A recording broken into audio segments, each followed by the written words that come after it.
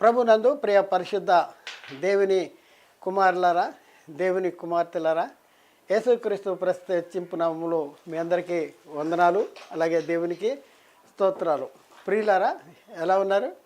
చాలా సంతోషం. మీ అందరూ కులాసాన్ని నేను తలుస్తున్నాను. అలాగే దేవుని కృప మహదేశ్వర్యాన్ని బట్టి మేము కూడా కులాసాగానే ఉన్నాం. ప్రియులారా, మరి మరొకసారి ఒక ప్రత్యేక అంశం ద్వారా మీ చేరులోనికి మరి దేవుడు మమ్మల్ని నడిపించినందుకు మరొకసారి దేవునికి కృతజ్ఞతాస్తుతులు చెల్లిస్తున్నా. ప్రియులారా, మరి మనము హేబేలు అనే అంశంలో చాలా భాగాలని మనం నేర్చుకున్నాం. ప్రియులారా, మరి ఇప్పుడున్న పరిస్థితుల్లో ఈరోజు మనము చెర అనగానేమి చెరగా పట్టుకొని పోవుట అనగానేమి అనే సంగతి ఈరోజు నేర్చుకుందాం. చెర అనగానేమి, చెరగా పట్టుకొని పోవుట అనగానేమి అనే అంశాన్ని ఈరోజు నేర్చుకుందాం. అయితే దీనికంటే ముందుగా గత వారము మనం ఏం నేర్చుకున్నాము, గత క్లాసులో ఏం నేర్చుకున్నాము అంటే, మనము గత క్లాసులో నేర్చుకున్నది ఏంటంటే బైబిల్ గ్రంథంలో ఉన్న వివిధమైనటువంటి చెరలు అనే అంశాన్ని గత క్లాసులో నేర్చుకున్నాం. ఇందులో ఇంచుమించు 7 పాయింట్లు మనం నేర్చుకున్నాం. సాతానుచే చెరపట్టబడినవారు, నానా విధములైన దురాశల వలన చెరపట్టబడినవారు, దుర్నీతి బంధకముల్లో చిక్కుబడినవారు, భ్రష్టత్వమునకు దాసులు, ఈలోక మాలిన్యములో చిక్కుబడినవారు, మోసకరమైన నిరర్ధకమైన తత్వజ్ఞానము చేత చెరపట్టబడినవారు, అలాగే అవిధేయత అను చెరలో బంధించబడినవారు. ఇవన్నీ కూడా మనము గత క్లాసులో మనం నేర్చుకున్నాం. ఈరోజు చెర అనగానేమి, చెరగా కొనుపోవుట అనగానేమి అనే అంశాన్ని గురించి మనం నేర్చుకోవటానికి ప్రయత్నం చేద్దాం. ప్రియులరా, అయితే సమస్య ఏంటి అసలు? ఈ అంశాన్ని గురించి మనం ఎందుకు తెలుసుకోవాలి? ఈ అంశాన్ని మనం ఎందుకు నేర్చుకోవాలి, ఎందుకు తెలుసుకోవాలి? ఈ అంశం విషయమై నేటి క్రైస్తవ సమాజంలో జరుగుతున్న అసత్య బోధ ఏంటి? ఇది మనం ఎందుకు నేర్చుకోవాలి? అసలు నేర్చుకోవాల్సిన అవసరం ఉంది. ఈ అంశం విషయంలో నేటి క్రైస్తవ సమాజంలో జరుగుతున్నటువంటి అసత్య బోధ ఏంటి? ఇది కూడా మనం తెలుసుకోవాల్సిన అవసరం ఉంది. మనం ఎందుకు నేర్చుకోవాలి అనేది. ప్రియులరా, మరి నేటి క్రైస్తవ సమాజంలో జరుగుతున్నటువంటి అసత్య బోధన ఒకసారి పరిశీలన చేస్తే, ఎఫ్సి పత్రికలో 4వ అధ్యాయంలో 8 నుంచి 10 వచనాలు రాయబడి ఉన్నాయి. ఆ వచనాల్లో ఏముందంటే, అందుచేత ఆయన ఆరోహణమైనప్పుడు చెరగా పట్టుకుని పోయి మనుషులకు ఈవులు అనుగ్రహించనని చెప్పబడి ఉన్నది. ఆరోహణమైనగా ఆయన భూమి యొక్క క్రింది భాగములకు కొన్ని ప్రాచీన ప్రతుల్లో మొదట అని కూర్చబడి ఉన్నది. దిగనని భూమి యొక్క క్రింది భాగములకు దిగనని అర్థం ఇచ్చుతున్నది కదా అనేసి అక్కడుండి, ఆ తర్వాత 10వ వచనంలో దిగినవాడు తానే సమస్తమును నింపునట్లు ఆకాశ మండలములు అన్నింటికంటేనూ మరి పైగా ఆరోహణమైన వాడునై ఉన్నాడు అనేసి ఈ వచనాల్లో రాయబడి ఉన్నాయి. అయితే ప్రియులరా, ఈ వచనాలను బట్టి మన ప్రియులు చెప్తుంది ఏంటంటే, ఆయన ఆరోహణమైనప్పుడు చెరగా పట్టుకుపోయాడు అనేసి. అంటే యేసుక్రీస్తు సెలవులో మృతి పొంది ఆరోహణం అంటే పైకి వెళ్ళిపోయినప్పుడు, ఆరోహణం అంటే పైకి వెళ్ళటం, అవరోహణం అంటే కిందకి దిగటం. ఆరోహణమైనప్పుడు ఏం చేశాడంట? చెరగా పట్టుకుపోయాడు. అయితే ఈ చెర ఏది? యేసుక్రీస్తు ఆరోహణమైనప్పుడు చెరగా పట్టుకుపోయిన చెర ఏంటి అనేసి మన ప్రియులు చెప్పే మాట ఏంటంటే, ఈ అబద్ధ బోధకులు చెప్పే మాట ఏంటంటే, ఈ చెర అంటే పరదేశు. యేసుక్రీస్తు సెలవులో మృతి పొంది సెలవులో ఉన్న దొంగతో ఏం చెప్పాడు? నేడు నీవు నాతో కూడా నిశ్చయంగా పరదేశంలో ఉండు అని చెప్పాడు. కాబట్టి యేసుక్రీస్తు అదే రోజు పరదేశకు వెళ్ళాడు. పరదేశు అనేది ఒక చెర. ఆ చెరలో ఉన్న వారికి బోధ అవసరము. వాళ్ళకి వెళ్ళి బోధ చేశాడు. బోధ చేసి వాళ్ళకి పాప క్షమాపణ, విమోచన కలిగజేసి వాళ్ళ చెరగా తీసుకుపోయి ఆ 3వ ఆకాశంలో పెట్టాడని, కొంతమంది పరలోకంలో పెట్టేశాడని, కొంతమంది పరలోకానికి కింద పెట్టేశాడని రకరకాలుగా చెప్తూ ఉన్నారు. అయితే ప్రియులరా, ఆయన ఆరోహణమైనప్పుడు చెరగా పట్టుకుపోయిన చెర ఏది? చెరగా పట్టుకుపోయాను అనేసి ఉంది కదా, చెరగా పట్టుకుపోయిన చెర ఏది అనేసి మన అబద్ధ బోధకులు చెప్తున్న మాట ఏంటంటే, వాళ్ళ మాట ఏంటంటే, యేసుక్రీస్తు పరదేశికి వెళ్ళినప్పుడు పరదేశికి వెళ్ళి వాళ్ళకి బోధ చేశాడు, వాళ్ళకి విమోచన కలిగజేశాడు. వాళ్ళకి రక్షణ లేదు, పరదేశంలో ఉన్నారు కానీ వాళ్ళు చెరపట్టబడి ఉన్నారు, రక్షణ లేదు పరదేశంలో ఉన్న వాళ్ళకి. యేసుక్రీస్తు వెళ్ళి బోధించి వాళ్ళకి రక్షణ కలిగజేశాడు అని బోధించేటటువంటి పరిస్థితి. దానికి వాళ్ళు చూపించే వచనాలు ఏంటంటే, ఇక్కడ చూడండి, పరదేశంలో ఉన్న మృతులకు యేసుక్రీస్తు సువార్త ప్రకటించాడని నమ్ముతున్నారు వాళ్ళు, అసత్య బోధకులు నమ్ముతూ దానికి ఒక వచనం చూపిస్తూ ఉన్నారు.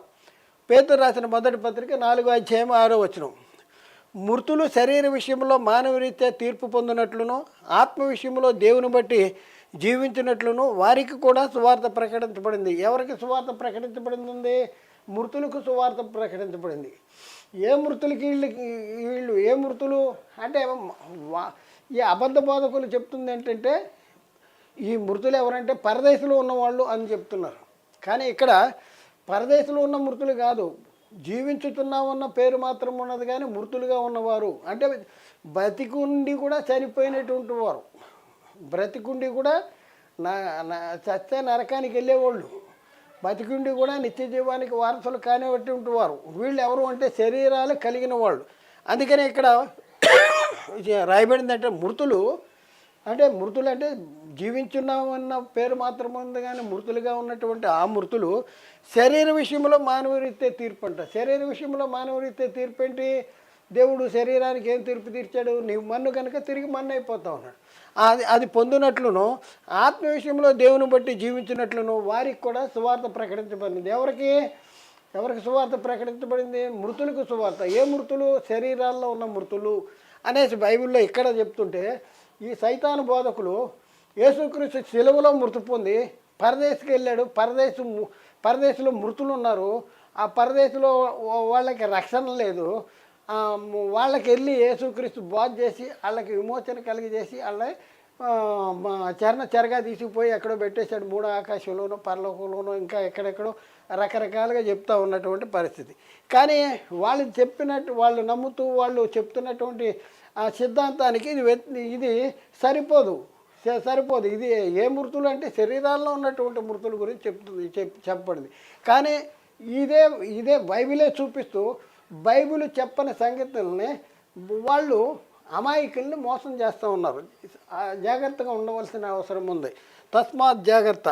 ఇక్కడ మా ప్రియులారా, ఇక్కడ మనం చూస్తే ఈ అబద్ధ బోధకులు ప్రకటించుతున్న ఈ బోధ అసత్యమేనని లేఖనాలను బట్టి మనము నేర్చుకుందాం. ఈ లేఖనాలను బట్టి అసత్యము. మనము ఈ పాఠంలో యేసుక్రీస్తు ఆరోహణమైనప్పుడు చెరగా పట్టుకుపోయిన చెర పరదేశు కాదు అనే అంశాన్ని మనం గతంలో కూడా నేర్చుకున్నాం. యేసుక్రీస్తు ఆరోహణమైనప్పుడు చెరగా పట్టుకుపోయిన చెర ఏంటి అంటే అది పరదేశి కాదు, అసలు పరదేశే చెర కాదు. పరదేశంలో నీతిమంతులు ఉంటారు కానీ అనీతిమంతులు ఉండరు. పరదేశికి వెళ్ళిన వాడు రెడీ టు పరలోకం వెళ్ళటానికి సిద్ధంగా ఉన్నారు. కానీ మరి పరదేశంలో ఉన్నవాళ్ళు వాళ్ళకి రక్షణ కావాలని చెప్పేటటువంటి వీళ్ళకి రక్షణ లేదు. ఎవరైతే పరదేశంలో ఉన్న వాళ్ళకి రక్షణ అవసరము అని చెప్పే వాళ్ళకే రక్షణ లేదు, వాళ్ళకి రక్షణ అవసరం. వీళ్ళు బోధకులైనా ఎవరైనా సరే వీళ్ళు రక్షణ లేని వాళ్ళు. నేర్చుకోవాలి బైబిల్, ఇష్టం వచ్చినట్టు చెప్పడం కాదు, ఏదో బుక్కులు చదివో లేకపోతే ఎవరో చెప్పిన మాటలేనో చెప్తే మరణకరమైన పాపంలో ఉంటారు. అయితే ప్రియులరా, మనం చూద్దాం. ఇక్కడ మనం చూస్తే యేసుక్రీస్తు ఆరోహణమైనప్పుడు చెరగా పట్టుకుపోయి మనుషులకు ఈవులు అనుగ్రహించాడని చెప్పబడి ఉంది అని చెప్పుకుంటూ వచ్చి, ఆరోహణమైనగా ఆయన భూమి యొక్క క్రింది భాగములకు దిగిననే అర్థమిచ్చుతున్నది. దిగినవాడు తానే సమస్తమును నింపునట్లు ఆకాశ మండలములన్నింటికంటే మరి పైగా ఆరోహణమైన వాడునై ఉన్నాడు అనేసి రాయబడిన లేఖనాల్ని తప్పుగా అర్థం చెప్పేటటువంటి పరిస్థితి మన అబద్ధ బోధకులకి మరి కలుగుతుంది. ప్రియులరా, పై వచనమును బట్టి యేసుక్రీస్తు ఆరోహణమైనప్పుడు చెరగా పట్టుకుని పోయాడు అనేసి మనకు స్పష్టంగా అర్థమవుతుంది. చెరగా అయితే ప్రియులరా, మరి పై వచనమును బట్టి యేసుక్రీస్తు ఆరోహణమైనప్పుడు ఎక్కడ ఉన్న చెరను చెరగా పట్టుకుపోయాడు. ఇవన్నీ మనం అర్థం చేసుకోవాలి. బైబిల్ చదువుతున్నప్పుడు, లేకపోతే బైబిల్ విశ్లేషణ చేస్తున్నప్పుడు, బైబిల్ చెప్తున్నప్పుడు మనము రాయబడిన వచనాలని మనం చాలా క్షుణ్ణంగా పరిశీలనగా అర్థం చేసుకుంటానికి ప్రయత్నం చేయాలి. ఆ అర్థం చేసుకున్న తర్వాత చెప్పడానికి ప్రయత్నం చేయాలి. లేకపోతే మరణకరమైనటువంటి పాపంలో ఉండేటటువంటి అవసరం ఉంది. కాబట్టి యేసుక్రీస్తు ఆరోహణమైనప్పుడు ఎక్కడ ఉన్న చెరను చెరగా పట్టుకుపోయాడు. వీళ్ళు చెప్తుంది ఏంటంటే పరదేశు అంటే పాతాళ లోకంలో పరదేశు ఉంది, ఆ పరదేశంలో ఉన్న చెరను చెరగా పట్టుకుపోయాడు అంటున్నారు. అయితే ఇక్కడ మనం చూద్దాం, కొన్ని ప్రశ్నలు వేసుకుందాం. తర్వాత ఎక్కడ ఉన్న చెరను చెరగా పట్టుకుని పోయాడు, తర్వాత చెరను చెరగా పట్టుకుని పోయి చెరను చెరగా పట్టుకుని పోయిన చెరేది, ఏ చెరను చెరగా పట్టుకుపోయాడు, ఆ చెరేది చెరగా పట్టుకుపోయిన చెరేది, ఎక్కడ ఉన్న మనుషులకు ఈవులు అనుగ్రహించాడు. మనుషులకు ఈవులు అనుగ్రహించబడిన రాయబడి ఉన్నది కదా, ఎక్కడ ఉన్న మనుషులకు ఈవులు అనుగ్రహించాడు, మనుషులకు అనుగ్రహించబడిన ఈవులేంటి, ఎలాంటి ఈవులు అనుగ్రహించాడు అనే సత్యాన్ని మనం తెలుసుకున్న వలన వాటన్నింటికంటే ముందుగా మనము మరికొన్ని ప్రశ్నలకు సమాధానాలని నేర్చుకోవాల్సినటువంటి అవసరం ఉంది. వాటిని ఇప్పుడు మనం నేర్చుకుందాం. ప్రియుల, బైబిల్ చదవటం అంటే ఆత్మ సంబంధమైన సంగతులతో సరిచూసుకోవాలి. ఆత్మ సంబంధమైన సంగతుల్ని ప్రకృతి సంబంధమైన సంగతులతో సరిచూసుకుంటే చాలా ఎఫెక్ట్ అవుద్ది. చాలా అన్ని అసత్యాల్ని మనం బోధించేటటువంటి వారంగా ఉంటాం. దేవునికి శత్రువులుగా మనం మిగిలిపోయి తెలుసుకోవాలి. మనం చూడండి, ఆ రెఫరెన్స్ని బట్టి అంటే 8, 9, 10 ఆ వచనాన్ని బట్టి మనం చూస్తే మనకి ఎన్ని ప్రశ్నలు వస్తాయి. మనం చూడండి, ఇన్ని ప్రశ్నల్ని మనం వేసుకుని ఈ ప్రశ్నలన్నింటికి మన సమాధానాన్ని వెతికితే తప్ప మనకి ఆ వచనాల్లో ఉన్నటువంటి సారాంశము మనకి అర్థమవుదు. అయితే ఇక్కడ ప్రియులరా మనకు ఇంకా చూద్దాం, ఏంటి మనం నేర్చుకోవాల్సిన సంగతులు. యేసుక్రీస్తు ఆరోహణమైనప్పుడు ఎక్కడ ఉన్న చెరను చెరగా పట్టుకుపోయాడు. రెండో పాయింట్, యేసుక్రీస్తు భూమి మీద ఉన్న చెరను చెరగా పట్టుకుపోయాడా, లేకపోతే యేసుక్రీస్తు వారు పాతాళ లోకంలో ఉన్న చెరను చెరగా పట్టుకుపోయాడా. పట్టుకుపోయాడంటే ఎక్కడ ఉన్న చెరను చెరగా పట్టుకుపోయాడు, ఇది మనం ఆలోచించాలి. మనకు అవన్నీ రావాలి. దానికంటే ముందు మనకి ఇంకో ప్రశ్న రావాలి. ఏంటంటే యేసుక్రీస్తు వారు భూమి మీద చేసిన పరిచర్యను గురించి బైబిల్ గ్రంథం వివరించుతున్నదా. యేసుక్రీస్తు వారు ఎక్కడ చేసిన పరిచర్యను గురించి బైబిల్ గ్రంథంలో రాయబడింది. పాతాళ లోకంలో లేకపోతే పరదేశంలో చేసిన పరిచర్యను గురించి బైబిల్ గ్రంథంలో ఎక్కడైనా వివరించబడి ఉందా. ఒకసారి ఆలోచించుకోవాల్సినటువంటి అవసరం మనకి ఉంది. ప్రియులరా, ఒకసారి ఆలోచించండి. ప్రేమతుడు చూడండి ప్రియులరా, ఇంకా క్వశ్చన్లు వేద్దాం. యేసుక్రీస్తు పాతాళ లోకంలో చేసిన పరిచర్యను గురించి బైబిల్ గ్రంథంలో వివరించబడిందా. యేసుక్రీస్తు ఎక్కడ చేసిన పరిచర్యను గురించి బైబిల్ గ్రంథం ప్రవచనాలు కానీ ఇవన్నీ కానీ యేసుక్రీస్తు భూమి మీద జరిగించిన కార్యాల గురించి ప్రవచనాలు ఉన్నాయా, లేకపోతే పాతాళ లోకంలో లేకపోతే పరదేశంలో అక్కడ ఏదో పరిచర్య జరిగించాడు, వాళ్ళకి బోధ చేశాడు అనేసి బైబిల్లో ఎక్కడైనా ప్రవచనాలు ఉన్నాయా, లేకపోతే ఎక్కడైనా ఉందా అంటే ఎక్కడ లేదు. ఎక్కడ ప్రవచనాలు లేవు, ఎక్కడ లేదు. కానీ ఎక్కడ పరిచర్య చేస్తానికి, ఎక్కడ ఉన్న చెరగా పట్టుకుపోతానికి యేసుక్రీస్తు చెరగా పట్టుకుపోయాడు యేసుక్రీస్తు. అంటే మన అమాయకులు ఏమంటున్నారంటే, ఎవడో చెప్పిన బోధన వీళ్ళు బుర్రలకు ఎక్కిచ్చేసి వీళ్ళు ఏమంటున్నారంటే, ఎక్కడున్న చెరనంటే వీళ్ళు పరదేశం ఒక చెర, ఈ చెరను ఈ యేసుక్రీస్తు చెరువు మీద నుంచి పరదేశికి వెళ్ళాడు. పరదేశికి వెళ్ళి ఆ చెరను వాళ్ళకి బోధ చేశాడు. బోధ చేసి చెరగా పరదేశం అనే చెరగా పట్టుకుపోయాడు అని చెప్పేటటువంటి పరిస్థితి జరుగుతూ ఉంది. ప్రియులరా, మరి బైబిల్ గ్రంథము లో క్రీస్తుని గురించి వ్రాయబడినటువంటి వచనముల్లో యేసుక్రీస్తు ఏ చెరలోనున్న వారిని విడిపించునని బైబిల్ గ్రంథంలో రాయబడి ఉంది. బైబిల్ గ్రంథంలో ప్రవచనాలు ఉన్నాయి. యేసుక్రీస్తు చెరలో ఉన్న వారికి విడుదల కలిగజేస్తాడు అనేసి. ఎక్కడ ఉన్న చెరలో ఉన్న వారికి విడుదల కలిగజేస్తాడు? భూమి మీద చెరలో ఉన్న వారిని గురించా, పాతాళ లోకంలో లేకపోతే పరదేశంలో చెరలో ఉన్న వారిని గురించా, ఎక్కడ ఉన్న చెరలో ఉన్న వారిని గురించి చూద్దాం. ఇక్కడ మనం చూస్తే ఎఫ్సీ పత్రిక 4:8 అందుచేత ఆయన ఆరోహణమైనప్పుడు చెరగా పట్టుకుని పోయి మనుషులకు ఈవులు అనుగ్రహించబడినని చెప్పబడి ఉన్నది అంటాడు. అయితే పై వచనంలో ఇప్పుడు మనం చదివిన వచనంలో వ్రాయబడినటువంటి చెర అనేది ఏది? ఏ చెర? యేసుక్రీస్తు వారు ప్రశ్న, యేసుక్రీస్తు వారు ఏ చెరగా పట్టుకుపోయాడు? యేసుక్రీస్తు వారు దేని చేత దేనిలో బంధించబడిన వారిని విమోచించడానికి ఈ లోకానికి వచ్చాడు? ఒకసారి ఆలోచించాలి. దేనిలో బంధించబడిన వారిని విమోచించడానికి యేసుక్రీస్తు వారు ఈ లోకానికి వచ్చాడు. యేసుక్రీస్తు వారు ఏ చెరను చెరగా పట్టుకుని పోయాడు? ఇవన్నీ మనకి ప్రశ్నలు రావాలి. అనామత్తుగా ఏదో మనకి నోటుకొచ్చింది, మనం అనుకున్నది, లేకపోతే ఎవడో చెప్పింది, ఇవన్నీ మనం చెప్పేస్తానికి ప్రయత్నం చేయొద్దు. అయితే ఇక్కడ మనం చూడండి ప్రియులారా, ప్రశ్న, యేసుక్రీస్తు వారు ఈ లోకానికి వచ్చేటప్పటికి ఈ లోకంలో ఉన్న మనుషులను చెరపట్టిన చెర ఇది. యేసుక్రీస్తు వారు ఈ లోకానికి వచ్చినప్పుడు ఈ లోకంలో ఉన్న మనుషులను చెరపట్టిన చెరేది. చెరపట్టిందా ఈ లోకంలో ఉన్న మనుషుల్ని? అయితే ఆ చెరేది ఏ చెరపట్టింది? ఇవన్నీ మనం నేర్చుకుంటానికి ప్రయత్నం చేద్దాం. అలాగే మరొక ప్రశ్న, యేసుక్రీస్తు వారు చెరగా పట్టుకుని పోయి ఎక్కడ ఉన్న మనుషులకు ఈవులు అనుగ్రహించాడు? ఈవులు అనుగ్రహించబడినని చెప్పబడి ఉన్నది కదా, అనేసి ఉంది కదా. ఎక్కడ ఉన్న మనుషులకు ఈవులు అనుగ్రహించాడు? ఇది నేర్చుకోవలసినటువంటి అవసరం ఉంది. ఎక్కడ ఉన్న మనుషులకు ఈవులు అనుగ్రహించాడు. అయితే ఇంకా మనం చూస్తే పరదేశ్ అనేది చెర కాదు, చెరలో అనీతిమంతులు ఉంటారని, పరదేశంలో నిద్రించిన నీతిమంతులు ఉంటారనే సంగతి మనం గత పాఠంలో మనం నేర్చుకున్నాం. పరదేశం అనేది చెర కాదు. చెరలో ఎవరు ఉంటారు? అనీతిమంతులు ఉంటారు.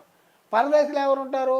నీతిమంతులు ఉంటారు. యేసుక్రీస్తు నీతిమంతుడైన యేసుక్రీస్తు సెలవులో మృతి పొంది ఎక్కడికి వెళ్ళాడు? పరదేశికి వెళ్ళాడు.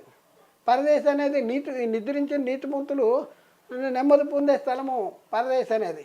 యేసుక్రీస్తు వారు కూడా అక్కడికే వెళ్ళాడు. అయితే మనం పరిశీలన చేద్దాం. అలాగైతే యేసుక్రీస్తు వారు ఏ చెరగా పట్టుకుని పోయాడు? మన ముందు ఒక పెద్ద సమస్యగా ఉంది. యేసుక్రీస్తు వారు సెలవులో మృతి పొంది ఏ చెరగా పట్టుకుపోయాడు? ఆయన ఆరోహణమైనప్పుడు చెరగా పట్టుకొని పోయి మనుషులకు ఈవులు అనుగ్రహించబడినని చెప్పబడి ఉన్నది కదా అంటాడు. ఏ చెరగా ఆరోహణమైనప్పుడు ఏ చెరగా పట్టుకుపోయాడు? ఏ మనుషులకు ఈవులు అనుగ్రహించాడు? అనుగ్రహించిన ఈవులేంటి? ఇవన్నీ కూడా మనం బైబిల్లోంచి మనం చాలా స్పష్టంగా నేర్చుకుందాం. ప్రియులారా, కంగారు పడద్దు. అసత్య బోధ వినేసి మన మైండ్ చెడగొట్టేసుకున్నాం. అయితే ఇప్పుడు చూద్దాం. అయితే అలాగైతే యేసుక్రీస్తు వారు ఏ చెరగా పట్టుకుపోయాడు, దాని గురించినటువంటి సంపూర్ణ వివరణ అనేది మనం నేర్చుకుంటానికి ప్రయత్నం చేద్దాం. చాలా జాగ్రత్త. ఇది చాలా ఆలోచించుతూ దాన్ని అర్థం చేసుకుంటానికి ప్రయత్నం చేయాలి. మనం ఎట్ట పడితే అట్ట వినుకుంటూ ఏదో పనులు చేసుకుంటూ వినుకుంటూ చూస్తే అది అర్థం కాదు. దీని మీద కాన్సన్ట్రేషన్ పెట్టాలి. కాన్సన్ట్రేషన్ పెట్టి ఇనుకుంటా, రాసుకుంటా, పరిశీలించుకుంటా ఉండాలి. అప్పుడే మనకు అర్థమవుద్ది. చాలా జాగ్రత్తగా ఆలోచించండి. యేసుక్రీస్తు వారు ఈ లోకానికి వచ్చే సమయానికి దేవుడు మోషే ద్వారా ఇశ్రాయేలీలకి ఒక చట్టాన్ని ఇచ్చాడు. ఆ చట్టం ఏంటి? ధర్మశాస్త్రము. యేసుక్రీస్తు వారు ఈ లోకానికి వచ్చేటప్పటికే ఇశ్రాయేలీలకి ఒక చట్టం ఇవ్వబడింది. అది ఎవరు ఇచ్చారంటే దేవుడు ఇచ్చాడు. ఎవరి ద్వారా ఇచ్చాడంటే మోషే ద్వారా ఇచ్చాడు. ఎవరికి ఇచ్చాడంటే ఇశ్రాయేలీలకి ఇచ్చాడు. ఇశ్రాయేలీలకి ఏంటి అది అంటే చట్టము. ఏంటి ఆ చట్టము అంటే ధర్మశాస్త్రము. దాన్నే మొదటి నిబంధన అని, పాత నిబంధన అనేసి, మోషే ధర్మశాస్త్రం అని, ఇట్లా రకరకాల ఒకే చట్టానికి వివిధమైనటువంటి పర్యాయ పదాలు ఉన్నాయి. అయితే దేవుడు యేసుక్రీస్తు వారు ఈ లోకానికి వచ్చేటప్పటికే ఇశ్రాయేలీలకి ఒక చట్టము, యేసుక్రీస్తు వారు ఈ లోకానికి వచ్చేటప్పటికే ఇశ్రాయేలీలకి ఒక చట్టము అమల్లో ఉంది. ఏంటి ఆ చట్టం అంటే ధర్మశాస్త్రం. ఎక్కడ రాయబడి ఉందంటే యోహాను సువార్త 1:17లో ధర్మశాస్త్రం మోషే ద్వారా అనుగ్రహించబడినది. ధర్మశాస్త్రం ఎవరి ద్వారా అనుగ్రహించబడింది? మోషే ద్వారా. ఎవరికి అంటే ఇశ్రాయేలీలకు అనుగ్రహించబడింది. ఇశ్రాయేలీలకు అనుగ్రహించింది అంటే యేసుక్రీస్తు ఈ లోకానికి వచ్చే సమయానికే మనుషులందరూ ధర్మశాస్త్రం వల్ల పాపం అనే చెరలో బంధించబడ్డారు. సమస్య ఇది. యేసుక్రీస్తు ఈ లోకానికి వచ్చేటప్పటికే ఈ లోకంలో ఉన్న మనుషులందరూ కూడా ధర్మశాస్త్రము వలన పాపం అనే చెరలో బంధించబడ్డారు. పాపం అనే చెరగా పట్టుకుపోయాడు యేసుక్రీస్తు వారు ఈ లోకానికి వచ్చి. పరదేశ్ అనే చెరన కాదు. ఎంత ఏమనాలో వీళ్ళని అర్థం చూడండి. ధర్మశాస్త్రం వలన పాపం అనే చెరగా పట్టుకుపోయాడు. పాపం అనే చెరగా పట్టుకుపోయాడు. చూడండి, యేసుక్రీస్తు వారు ఈ లోకానికి వచ్చే సమయానికి మనుషులందరూ ధర్మశాస్త్రం వలన పాపం అనే చెరలో బంధించబడి ఉన్నారు. పాపం అనే చెరలో బంధించబడి ఉన్నారు. ఇంకా యేసుక్రీస్తు వారు ఈ లోకానికి వచ్చే సమయానికి మనుషులందరూ ధర్మశాస్త్రం వలన పాపం అనే చెరలో ఎందుకు బంధించబడి ఉన్నారు? ఎందుకు బంధించబడి ఉన్నారు? రీజన్ చెప్పాలి. మీరు ఏదో మనం చెప్పేస్తే సరిపోదు. ఎందుకు బంధించబడి ఉన్నారు అనేది మనం చెప్పాలి. అది కూడా మనం నేర్చుకుందాం. ఎందుకు బంధించబడి ఉన్నారు? పాపం అనే చెరలో ఎందుకు బంధించబడి ఉన్నారు? ప్రశ్న. ఇశ్రాయేలీలకు ధర్మశాస్త్రము ఇస్తే ఇశ్రాయేలీలు ధర్మశాస్త్రం వలన పాపం అనే చెరలో ఎందుకు బంధించబడ్డారు? చూడండి, ఇది కూడా ప్రశ్నే. ఇశ్రాయేలీలకి ధర్మశాస్త్రం ఇచ్చాడు, బాగానే ఉంది. అయితే ఇశ్రాయేలీలు ధర్మశాస్త్రం వలన పాపం అనే చెరలో ఎందుకు బంధించబడ్డారు? అడుగుతారు మొన్నే జనాలు అడుగుతారు. అడిగితే దానికి మిమ్మల్ని హేతువుడికి ప్రతి వారికి సాత్వికంతో సమాధానం బద్దులమై ఉన్నాం. చెప్పాలి, చెప్దాం. అయితే ప్రియులరా, ఈ సంగతి మనకు తెలవాలంటే మొదట ధర్మశాస్త్రాన్ని గురించిన సంపూర్ణ అవగాహన రావాలి. నేను ఒక మాట చెప్తాను, చాలా జాగ్రత్తగా పరిశీలన. మీకు కొత్త నిబంధన అర్థం అవ్వాలంటే పాత నిబంధన ధర్మశాస్త్రాన్ని గురించినటువంటి సంగతులు అర్థమవ్వాలి, క్షుణ్ణంగా అర్థమవ్వాలి. కొత్త నిబంధన నీకు అర్థమవ్వాలంటే, కొత్త నిబంధనలో రాయబడిన సంగతులు అర్థమవ్వాలంటే ధర్మశాస్త్రాన్ని గురించినటువంటి సంగతులు, ధర్మశాస్త్రాన్ని గురించిన సంపూర్ణ అవగాహన మనకు ఉండాలి. ధర్మశాస్త్రాన్ని గురించి సంపూర్ణ అవగాహన లేకపోతే మనకి కొత్త నిబంధనలో రాయబడిన సంగతులు, మన గురించి రాయబడిన సంగతులు కూడా మనకి అర్థం కాదు. అయితే ప్రియులరా, చూద్దాం. కనుక మొదట మనము ధర్మశాస్త్రం యొక్క ఔన్నత్యాన్ని గురించి మనం నేర్చుకుందాం. ధర్మశాస్త్రాన్ని గురించి నేర్చుకోవాలంటే మొట్టమొదటి మనం ఏం నేర్చుకోవాలంటే ధర్మశాస్త్రం యొక్క ఔన్నత్యాన్ని గురించి మనం నేర్చుకుంటానికి ప్రయత్నం చేద్దాం. ధర్మశాస్త్రము మంచిదా కాదా? ఎందుకంటే దేవుడు మోషే ద్వారా ఇశ్రాయేలీకి ధర్మశాస్త్రం ఇచ్చాడు కనుక ఆ ధర్మశాస్త్రము ఇశ్రాయేలీని పాపం అనే చెరలో బంధించింది అంటే మరి ఆ ధర్మశాస్త్రం మంచిది కాదా? దాని యొక్క ఔన్నత్యం ఏంటి? దాని యొక్క గొప్పతనం ఏంటి? ఇవన్నీ కూడా మనం నేర్చుకోవాల్సిన అవసరం ఉంది. మన అడుగుతారు ధర్మశాస్త్రం యొక్క ఔన్నత్యము. ధర్మశాస్త్రం ఎలాంటిదంట? ధర్మశాస్త్రము పరిశుద్ధమైనది. ధర్మశాస్త్రము ఆజ్ఞ కూడా పరిశుద్ధమైనది, నీతి గలది, ఉత్తమమైనది ఉన్నది, యథార్థమైనది, జ్ఞాన సత్య స్వరూపము అయినది, నీతికి కారణమైన నియమము. ఇన్ని విధాలుగా బైబిల్ గ్రంథంలో ధర్మశాస్త్రం యొక్క ఔన్నత్యాన్ని గురించి రాయబడి ఉంది. ఎక్కడెక్కడ రాయబడి ఉంది ఏంటి అనేసి మనం కొన్ని మాటలు మనం చూద్దాం. ధర్మశాస్త్రాన్ని గురించి జ్ఞాన సత్య స్వరూపమైన ధర్మశాస్త్రము అనేసి బైబిల్లో ఉంది. రోమపత్రికలో 2:19 జ్ఞాన సత్య స్వరూపమైన ధర్మశాస్త్రము గలవాడవై ఉండి, జ్ఞాన సత్య స్వరూపమైన ధర్మశాస్త్రము గలవాడవై ఉండి. ధర్మశాస్త్రం ఎలాంటిది? జ్ఞాన సత్య స్వరూపమైన ధర్మశాస్త్రము. ఇంకా మనం చూస్తే ధర్మశాస్త్రం ఎలాంటిదంటే ధర్మశాస్త్రము పరిశుద్ధమైనది, ఆజ్ఞ కూడా పరిశుద్ధమైనది, నీతి గలది, ఉత్తమమైనది. ఎక్కడుందన్నమాట? రోమపత్రిక 7వ అధ్యాయం 12వ వచనంలో. కాబట్టి ధర్మశాస్త్రము పరిశుద్ధమైనది, ఆజ్ఞ కూడా పరిశుద్ధమైనది, నీతి గలదియు ఉత్తమమైనదినా ఉన్నది అంటాడు. ఇంకా ధర్మశాస్త్రం ఎలాంటిది అంటే రోమపత్రిక 9:31లో కాబట్టి ధర్మశాస్త్రము పరిశుద్ధమైనది, ఆజ్ఞ కూడా పరిశుద్ధమైనది, నీతి గలది, ఉత్తమమైనది. ధర్మశాస్త్రము పరిశుద్ధమైనది, ఉత్తమమైనది, నీతి గలది, యథార్థమైనది అనేసి. ఇంకా ధర్మశాస్త్రం ఎలాంటిదంటే నీతికి కారణమైన నియమము. ఇశ్రాయేలీయులు వెంబడించింది ఏ నియమము అంటే ఇక్కడ చెప్తున్నాడు రోమపత్రిక 9:31లో. అయితే ఇశ్రాయేలీయులు నీతికి కారణమైన నియమమును వెంటాడినను అంటాడు. అంటే ఇశ్రాయేలు వెంటాడింది ఏంటి? నీతికి కారణమైన నియమము. ధర్మశాస్త్రము నీతికి కారణమైన నియమము. యేసుక్రీస్తు కూడా ఇంకా మనం చూస్తే రోమపత్రిక 7:10లో అక్కడేమనుంది? అప్పుడు జీవార్థమైన ఆజ్ఞ అంటాడు. జీవార్థమైన ఆజ్ఞ నాకు మరణార్థమైనట్టు కనపడినావు. ధర్మశాస్త్రము జీవార్థమైన ఆజ్ఞ అంటున్నాడు.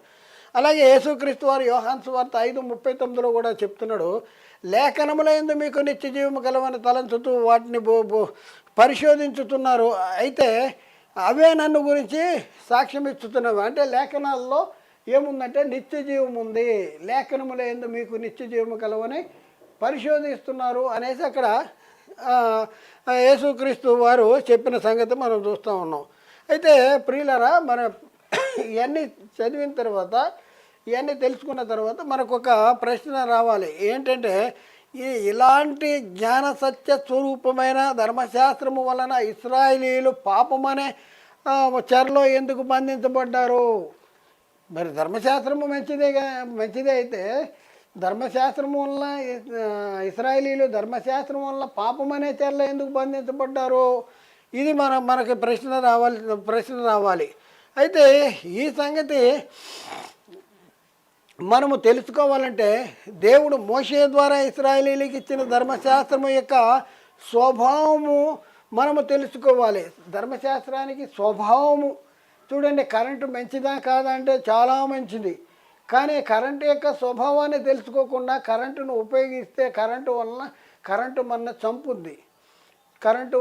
చంపుద్ది. అలాగే ప్రియులరా, ధర్మశాస్త్రానికి ఒక స్వభావం ఉంది. ఏంటి ఆ స్వభావము? ఆ స్వభావాన్ని గురించి మనం తెలుసుకుందాం. ఇక్కడ మనం చూస్తే ధర్మశాస్త్రము పాపమనగా ఎట్టిదో తెలియపరచబడుతుంది, కానీ పాపాన్ని తీసివేసే బలము ధర్మశాస్త్రానికి లేదు అంట. ఏంటంట? ధర్మశాస్త్రము పాపమనగా ఎట్టిదో తెలియపరచబడుద్ది, పాపాన్ని తీసివేసే బలము ధర్మశాస్త్రానికి లేదు. ఇక్కడ మనం చూస్తే ఎలాంటిదంట ధర్మశాస్త్రము? ఒక ఎక్స్రే ఉంది కదా, ధర్మశాస్త్రము ఒక ఎక్స్రే లాంటిది. అయితే ఎక్స్రే ఏం చేస్తుంది? రోగము ఎక్కడుందో చెబుతుంది, రోగము యొక్క పరిమాణమును చెప్తుంది. ఎక్స్రే రోగాన్ని తగ్గించలేదు. అదే విధముగా ధర్మశాస్త్రము పాపం అంటే ఏంటి తెలియపరుస్తుంది, కానీ పాపాన్ని తీసివేసే బలము ధర్మశాస్త్రానికి లేదు. ఇది ముఖ్యంగా గమనించాలి. ధర్మశాస్త్రము మంచిదే, కానీ ధర్మశాస్త్రము అది పాపము, ఇది చేయకూడదు, ఇది తప్పు అనేసి పాపం అంటే ఏంటో తెలియపరుస్తుంది, కానీ పాపాన్ని తీసివేసే బలం మాత్రం ధర్మశాస్త్రానికి లేదు. ఎక్స్రే ఎలా అయితే రోగాన్ని తగ్గించలేదో, అలాగే ధర్మశాస్త్రము పాపాన్ని తీసివేయలేదు. పాపం అంటే ఏంటో తెలియపరుస్తుంది.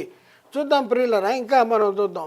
అయితే ధర్మశాస్త్రమును ఎందుకు ఇచ్చాడంటే అతిక్రమములను నిరోధించడానికి ఇచ్చాడు. అయితే అలాగైతే ధర్మశాస్త్రం ఎందుకు అనేసి మనం ప్రశ్నిస్తే, ధర్మశాస్త్రం ఎందుకంటే అతిక్రమాలను నిరోధించడానికి ఇచ్చాడు. ఒక చట్టం ఇచ్చాడంటే ఎందుకు ఇచ్చాడు?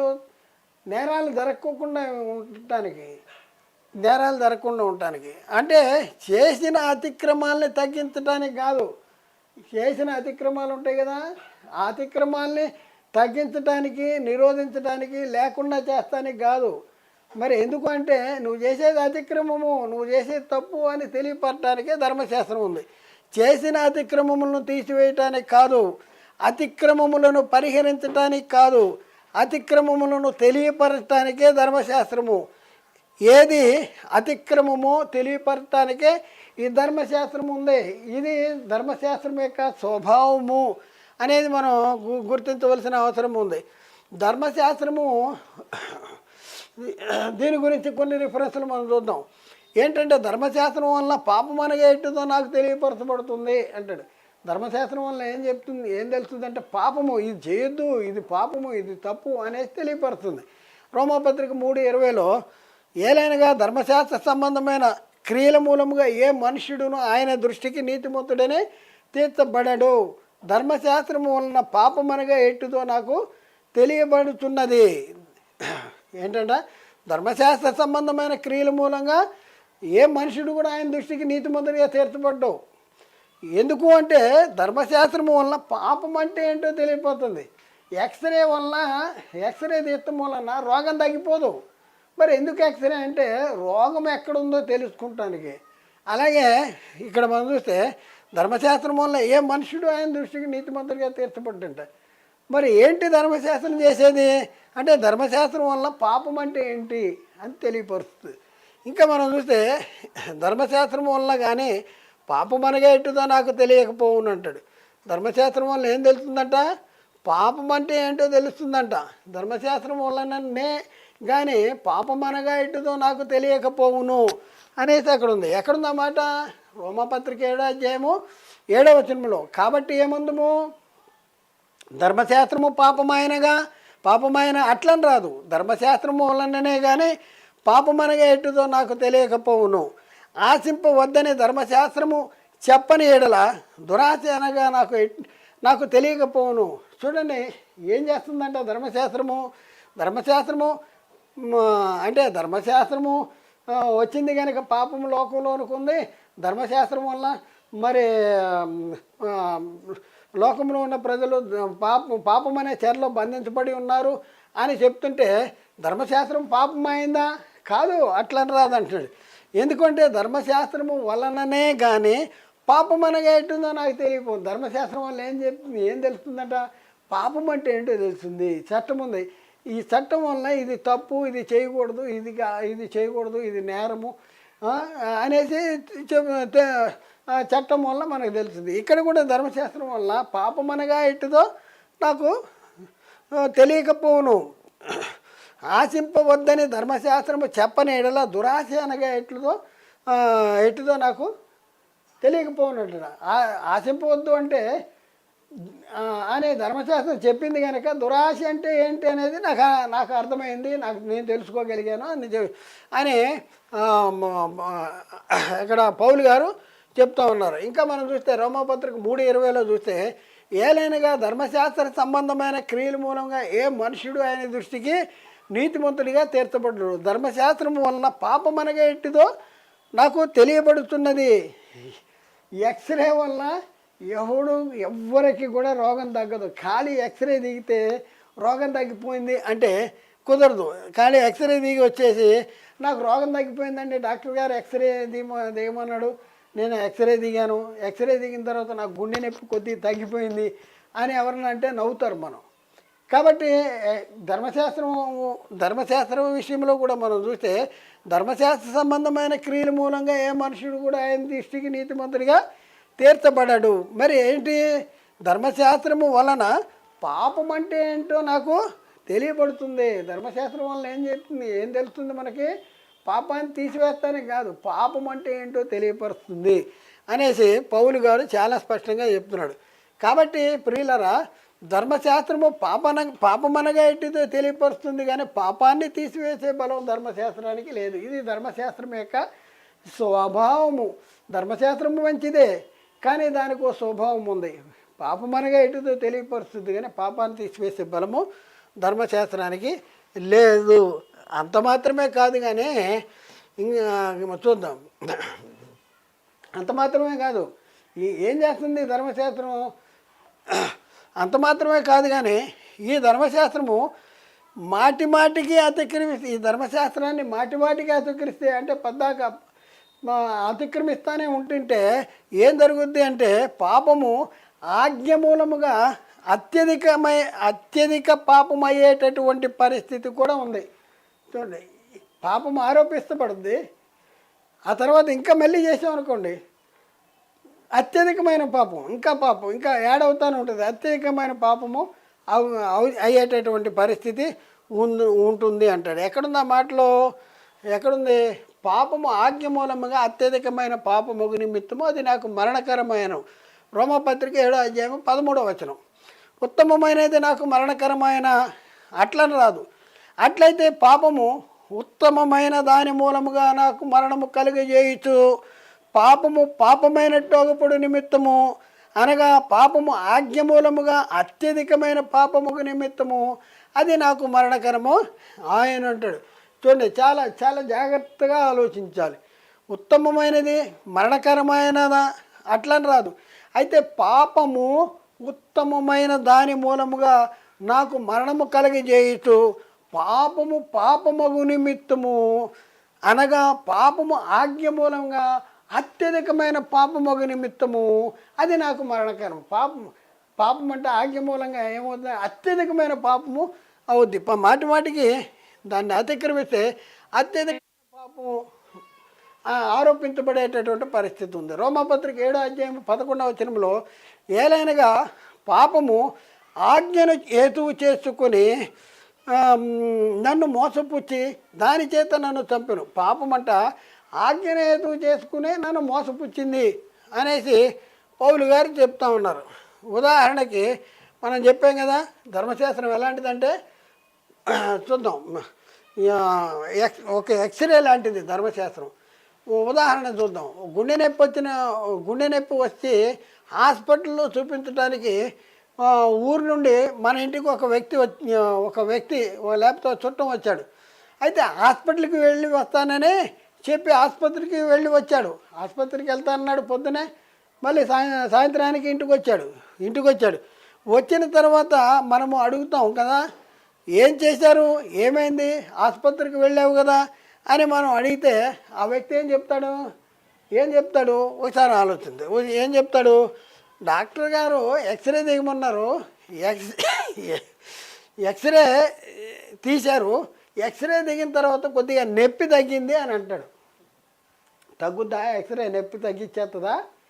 నొప్పి తగ్గేది. అలాగే ధర్మశాస్త్రం కూడా పాపమనగా ఎటుదే తెలియపరుస్తుంది కానీ పాపాన్ని చేసిన పాపాన్ని తీసివేసే బలం ధర్మశాస్త్రానికి లేదు. ఇది గమనించాలి. అందుకనే ధర్మశాస్త్రానికి ఆ స్వభావం ఉంది. అయితే ఎక్స్రే దిగితే నొప్పి తగ్గిపోతుందా? మనకు నవ్వు వస్తుంది కదా. అవును, ఎక్స్రే నొప్పి తగ్గిపోతుందా అంటే తగ్గిపోదు. ఎక్స్రే ఎందుకు తీస్తారు? రోగము మన బాడీలో ఎక్కడుంది, ఏ పరిమాణంలో ఉంది అని తెలుసుకోవటానికే ఎక్స్రే తీస్తారు. కానీ రోగాన్ని తగ్గించడానికి, రోగాన్ని తీసివేయటానికి ఎక్స్రే బిళ్ళలేసుకుంటేనే రోగం తగ్గుద్ది. మనకి ఉన్న రోగానికి తగ్గ బిళ్ళలు వేసుకోవాలి. ఎక్స్రే ఆ రోగాన్ని తీసివేయదు. రోగం వస్తే బిళ్ళలు వేసుకోవాలి. ఎక్స్రే తీసుకుంటే ఆ రోగము తగ్గిపోదు. ఎక్స్రే శరీర బలహీనతలను తెలియజేస్తుంది. శరీరంలో బలహీనత ఎక్కడుంది అనేది తెలియజేస్తుంది. ఆ రోగము మన బాడీలో ఎక్కడ ఉంది, ఎంత పరిమాణంలో ఉంది తెలుసుకోవడానికి మాత్రమే ఎక్స్రే పనికి వస్తుంది. ఎక్స్రే తీశారు, నాకు గుండె నొప్పి తగ్గిపోయింది అని అంటే మనకు నవ్వు వస్తుంది కదా. అవును, నవ్వు వస్తుంది. ఏంటి, ఎక్స్రే తీస్తే రోగం తగ్గిపోతుందా? తగ్గదు కదా. ఒకసారి ఆలోచించండి. ఎక్స్రే తీస్తే రోగం తగ్గుద్దా? తగ్గదు. ఇక్కడ మనం చూస్తే ఈ మన బాడీలో ఎక్కడెక్కడ ఫాల్ట్స్ ఉన్నాయి, ఎక్కడెక్కడ రోగం ఉంది, ఆ రోగం యొక్క పరిమాణం ఏంటి అది తెలవటానికే ఈ ఎక్స్రే. అదేవిధంగా ప్రియులరా, ధర్మశాస్త్రము పాపమనగా ఎటుతే తెలియపరచబడుతుంది కానీ పాపాన్ని తీసివేసే బలం మాత్రం ధర్మశాస్త్రానికి లేదు. ధర్మశాస్త్రం మంచిదా అంటే చాలా మంచిది. మరి ధర్మశాస్త్రానికి ఉన్న స్వభావం ఏంటంటే పాపం అంటే ఏంటో తెలియపరుస్తుంది కానీ పాపాన్ని తీసివేసే బలము ధర్మశాస్త్రానికి లేదు. రోమపత్రిక 3:20 ఏలైనగా ధర్మశాస్త్ర సంబంధమైన క్రియల మూలముగా ఏ మనుషుడు ఆయన దృష్టికి నీతిమంతుడిగా తీర్చబడ్డు. ధర్మశాస్త్రం వల్ల పాపం అనగా ఏంటో నాకు తెలియబడుతున్నది. ధర్మశాస్త్రం వల్ల పాపము అంటే ఏంటో నాకు తెలియపరచబడుతుంది. అంత మాత్రమే. ఇంకా మనం చూస్తే ధర్మశాస్త్రాన్ని అనుసరించి ప్రవర్తించిన వారు నీతిమంతులుగా తీర్చబడతారు. ఇక్కడ మనం చూస్తే ధర్మశాస్త్రం వలన నీతిమంతులుగా తీర్చబడే అవకాశం ఉంది, ధర్మశాస్త్రం వలన శాపగ్రస్తులుగా కూడా తీర్చబడే అవకాశం ఉంది. ఎవరు నీతిమంతులుగా తీర్చబడతారంటే ధర్మశాస్త్రాన్ని అనుసరించి ప్రవర్తించిన వారే నీతిమంతులుగా తీర్చబడతారు. మరి ఎవరు శాపగ్రస్తులుగా తీర్చబడతారంటే ధర్మశాస్త్రాన్ని అతిక్రమించిన వారు శాపగ్రస్తులుగా తీర్చబడతారు. నీతిమంతులుగా తీర్చబడే అంటే ఆజ్ఞ ఇస్తే ఆజ్ఞ ప్రకారం మనం జీవిస్తే నీతిమంతులుగానే ఉంటాం, మరి అతిక్రమిస్తే శాపగ్రస్తులుగా ఉంటాం. చూద్దాం, ధర్మశాస్త్రం అనుసరించి ప్రవర్తించిన వారే నీతిమంతులుగా ఎంచబడతారు అంటాడు. అయితే ఇక్కడ మనం చూస్తే దేవుడు మోషేతో అంటున్నాడు, ఏమంటున్నాడు? మీరు నా కట్టడలను నా విధులను అనుసరించవలను, వాటిని గైకొనువాడు వాటి వలన బ్రతుకును. నా కట్టడలో నా విధులను అనుసరించి నడుచుకోవాలి, వాటిని అనుసరించేవాడు గైకొనువాడు వాటి వలన బ్రతుకును అంటాడు. అంటే ధర్మశాస్త్రము చట్టాన్ని అనుసరిస్తే నీతిమంతులుగా తీర్చబడేటటువంటి అవకాశం ఉంది. అలాగే మనం చూస్తే లేవీకాండంలో 18వ అధ్యాయం 5వ వచనంలో మీరు నా కట్టడలను నా విధులను ఆచరించవలను, వాటిని గైకొనువాడు వాటి వల్లనే బ్రతుకును, నేను యెహోవాను అనేసి అక్కడ చెప్తున్నాడు. మరొక వచనం చూద్దాం. తిమోతికి రాసిన మొదటి పత్రికలో 1వ అధ్యాయం 11వ వచనంలో అక్కడే ఉంది, నీతిమంతునికి నియమింపబడలేదు కానీ ఎవడ అని ఎరిగి ధర్మానుకూలముగా దానిని ఉపయోగించిన, అంటే ధర్మానుకూలముగా ధర్మశాస్త్రాన్ని ఉపయోగించిన ధర్మశాస్త్రము మేలైనదని ఎరుగుదము. ధర్మానుకూలంగా ధర్మశాస్త్రాన్ని ఉపయోగించాలి. ధర్మశాస్త్రం ఏం చెప్పింది దాన్ని అనుసరించి జీవిస్తే ధర్మశాస్త్రము ఎలాంటిదంటే ధర్మశాస్త్రం మేలైనదే. అలాగే రోమపత్రికలో 2వ అధ్యాయం 13వ వచనంలో ధర్మశాస్త్రము వినువారు దేవుని దృష్టికి నీతిమంతులు కాదు కానీ ధర్మశాస్త్రమును అనుసరించి ప్రవర్తించిన వారే నీతిమంతులుగా తీర్చబడతారు. ఎవరు నీతిమంతులుగా తీర్చబడతారు అంటే ధర్మశాస్త్రాన్ని అనుసరించి ప్రవర్తించిన వారు నీతిమంతులుగా తీర్చబడతారు. ఇలా మనం చూస్తే ప్రియులరా, ఇలా మనం చూస్తే అయితే ధర్మశాస్త్రాన్ని అతిక్రమించిన వారు పరిస్థితి ఏంటి? ధర్మశాస్త్రాన్ని అతిక్రమిస్తే వాళ్ళ పరిస్థితి ఏంటి? ఇది మనం పరిశీలన. ధర్మశాస్త్రము అనుసరించిన వారు నీతిమంతులుగా తీర్చబడతారని నేర్చుకున్నాం. ఇప్పుడు ధర్మశాస్త్రమును అతిక్రమించిన వారు శాపగ్రస్తులుగా తీర్చబడతారని మనం తెలుసుకుంటానికి కొన్ని వచనాలని, లేఖనాల్లోని కొన్ని వచనాలని పరిశీలన చేద్దాం. ప్రియులారా చూద్దాం. ఎక్కడంటే పౌలు గారు గలతీ పత్రిక రాసిన 3వ అధ్యాయంలో 10, 11, 12 వచనాల్లో ఈ మాటలు ఉన్నాయి. చూద్దాం. చూడండి, 10వ వచనం. గలతీ పత్రిక 3వ అధ్యాయము 10వ వచనం. ధర్మశాస్త్రము విధించిన క్రియల సంబంధులందరూ శాపమునకులోనే అన్నారంట. ధర్మశాస్త్రము విధించిన సంబంధులందరూ శాపానికిలో. ఎందుకయ్యా అంటే అక్కడే రాశాడు, ఎందుకనగా ధర్మశాస్త్ర గ్రంథమందు వ్రాయబడి ఉన్న విధులన్నీ చేయటందు నిలకడగా ఉండని ప్రతివాడు శాపగ్రస్తుడని వ్రాయబడి ఉన్నది. ఎందుకు ధర్మశాస్త్రము విధించిన క్రియల సంబంధులందరూ శాపానికిలోనే ఉన్నారు అంటే ధర్మశాస్త్ర గ్రంథమందు వ్రాయబడిన విధులన్నీ చేయటం ఎందు నిలకడగా ఉండాలి. ఉన్న 10 ఆజ్ఞలు ఇవ్వబడి ఉంటే 10 ఆజ్ఞలు కంటిన్యూగా అనుసరిస్తూ ఉండాలి. 10 ఆజ్ఞలు కంటిన్యూగా నిలకడగా ఉండాలంటే కంటిన్యూగా ఈరోజు అనుసరించాం, నిన్న అనుసరించాం, ఈరోజు అవసరం లేదనేది కాదు. ప్రతిరోజు అనుసరిస్తూ ఉండాలి, నిలకడగా ఉండాలి. ప్రతివాడు ఏమవుతాడంట? శాపగ్రస్తుడిగా అవుతాడంట. ఇంకా మనం చూస్తే గలతీ పత్రికలో 3వ అధ్యాయం 11, 12 వచనాలు. 11, 12 వచనాలు. ధర్మశాస్త్రము చేత ఎవడు దేవుని ఎదుట నీతిమంతుడని తీర్చబడ్డని సంగతి స్పష్టమే. ఏలైనగా నీతిమంతుడు విశ్వాస మూలముగా జీవించును.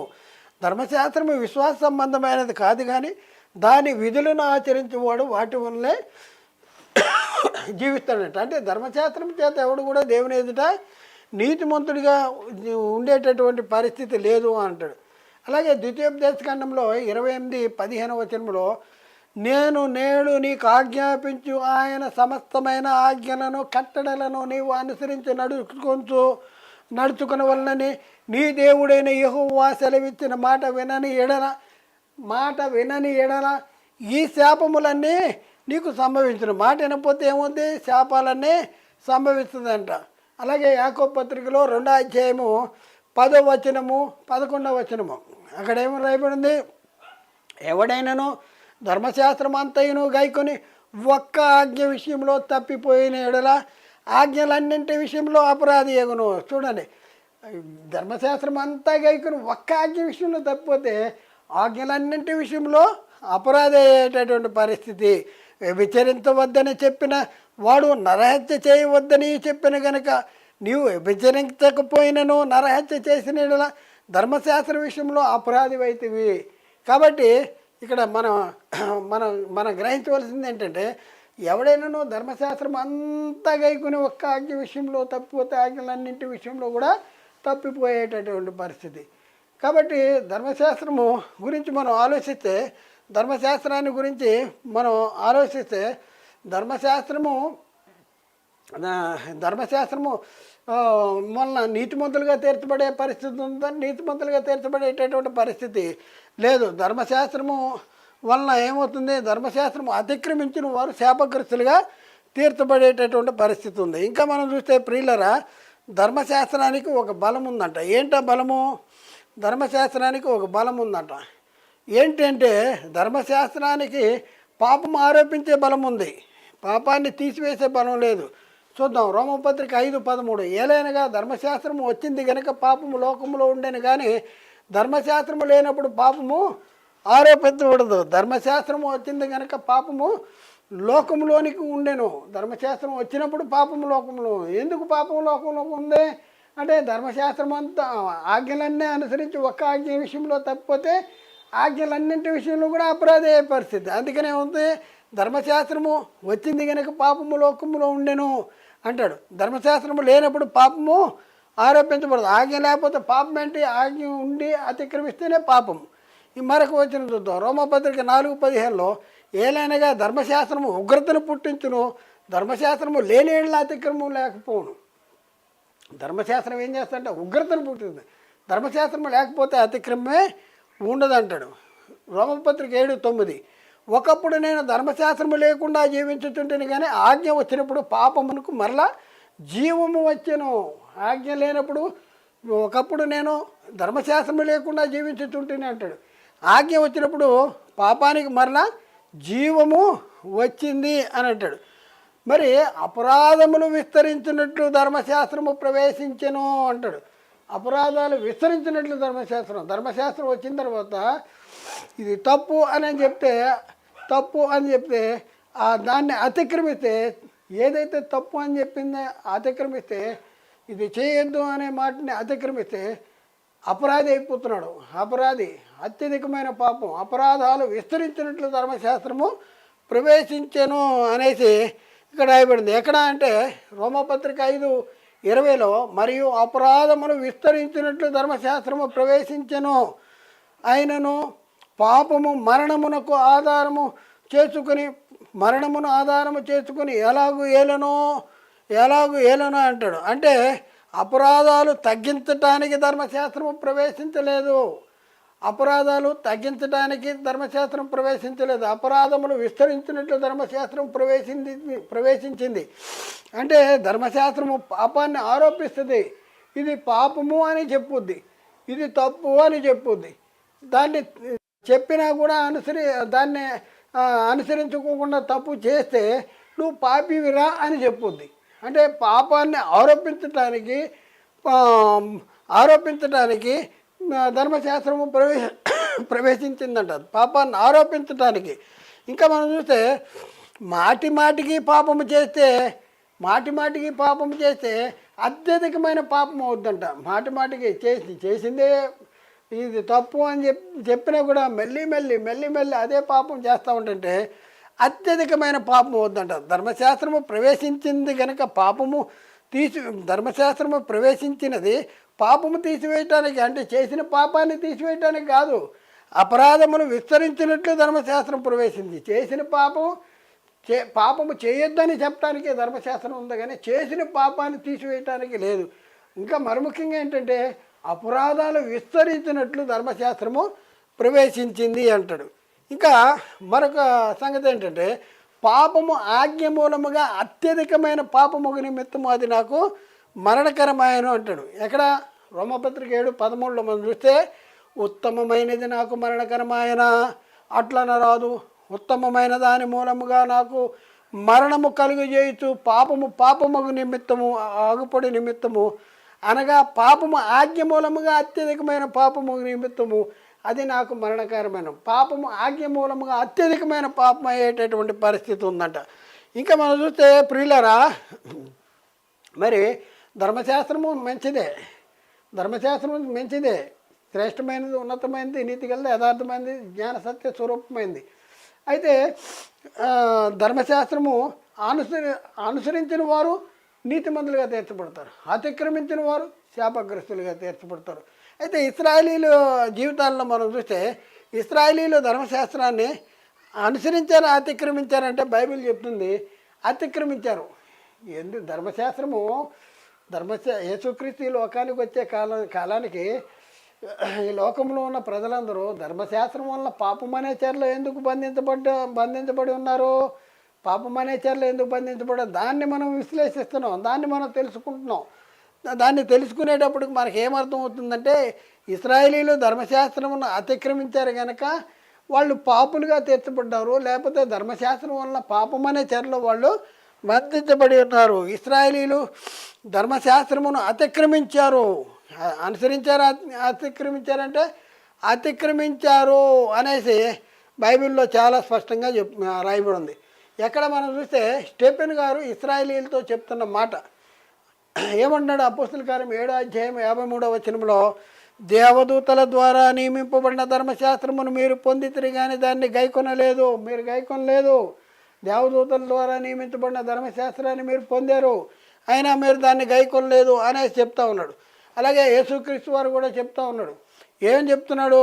యోహాను సువార్త 7:19 మోషే మీకు ధర్మశాస్త్రం ఇయ్యలేదా, ఆయనను మీలో ఎవడును ఆ ధర్మశాస్త్రమును గైకొనుడు. మోషే మీకు ధర్మశాస్త్రం ఇయ్యలేదా, అయినా కూడా మీలో ఎవడు కూడా ధర్మశాస్త్రాన్ని గైకొనుడు అనేసి యేసుక్రీస్తు వారు చెప్తా ఉన్నాడు. అలాగే పౌలు గారు చెప్తా ఉన్నారు.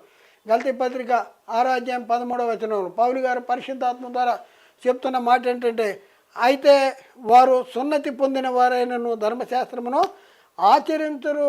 సున్నతి పొందినారు, పేరుకే సున్నతి పొందారు, కానీ ధర్మశాస్త్రాన్ని ఆచరింపరు అనేసి అక్కడ రాయబడింది. కాబట్టి పాపము చేయి ప్రతివాడు ఏం చేస్తూ ఉంటే ఆజ్ఞను అతిక్రమిస్తాడు, ఆజ్ఞాతిక్రమమే పాపము అనేసి లేఖనాల్లో రాయబడింది. అయితే ధర్మశాస్త్రం అంతా గైకును ఒక్క ఆజ్ఞ విషయంలో తప్పితే ఆజ్ఞలన్నింటి విషయంలో కూడా తప్పే పరిస్థితి ఉంది. ఎంత ప్రమాదకరమైందంటే ధర్మశాస్త్రము ఒకటి అనుసరించాను, 2 అనుసరించాను, 9 అనుసరించాను అంటే సరిపోదు, 10ది దాన్ని అతిక్రమిస్తే శాపగ్రస్తులుగా తీర్చబడేటటువంటి పరిస్థితి.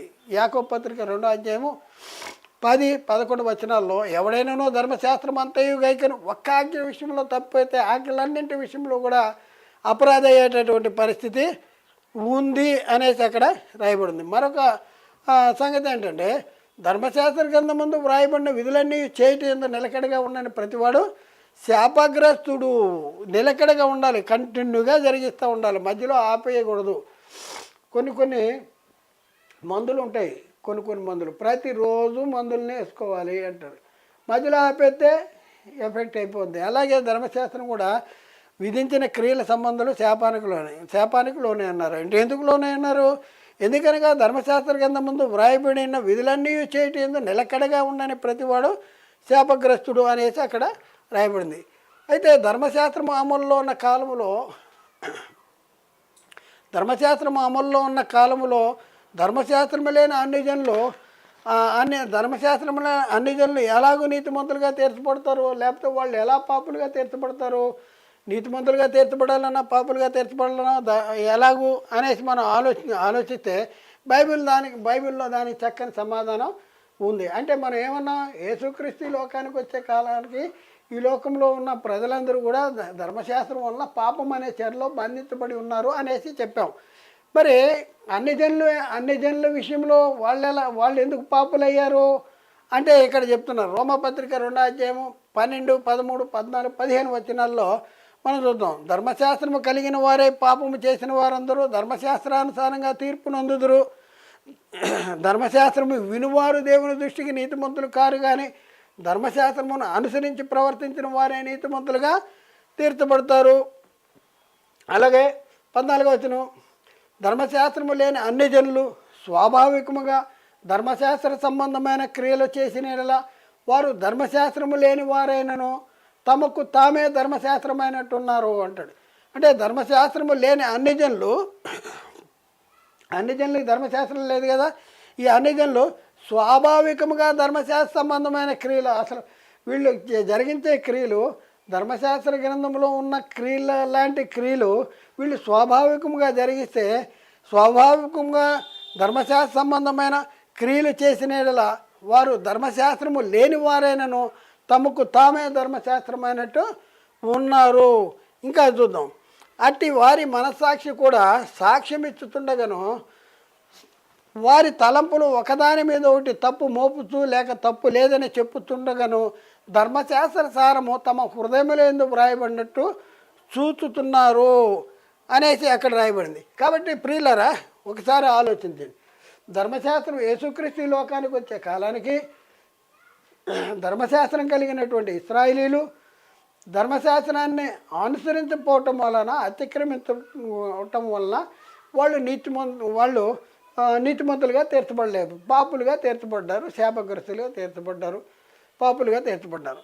మరి ధర్మశాస్త్రము లేని అన్ని జనులు ఎలాగో అంటే, ధర్మశాస్త్రం లేకపోయినా కూడా స్వాభావికంగా ధర్మశాస్త్ర సంబంధమైన క్రియలు జరిగితే వాళ్ళు నీతిమంతులుగా తీర్చబడేవాళ్ళు.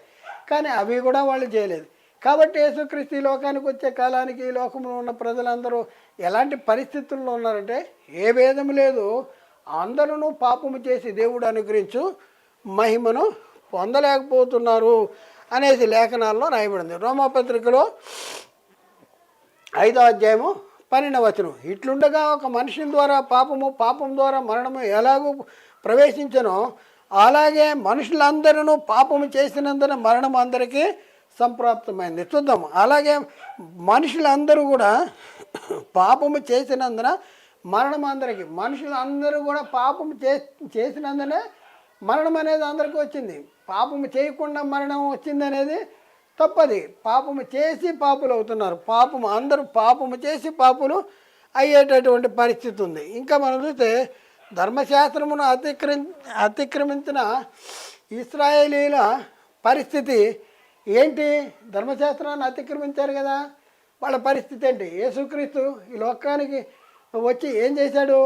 ఆయన ఆరోహణమైనప్పుడు చెరగా పట్టుకుని పోయాడు అనేసి రాయబడింది.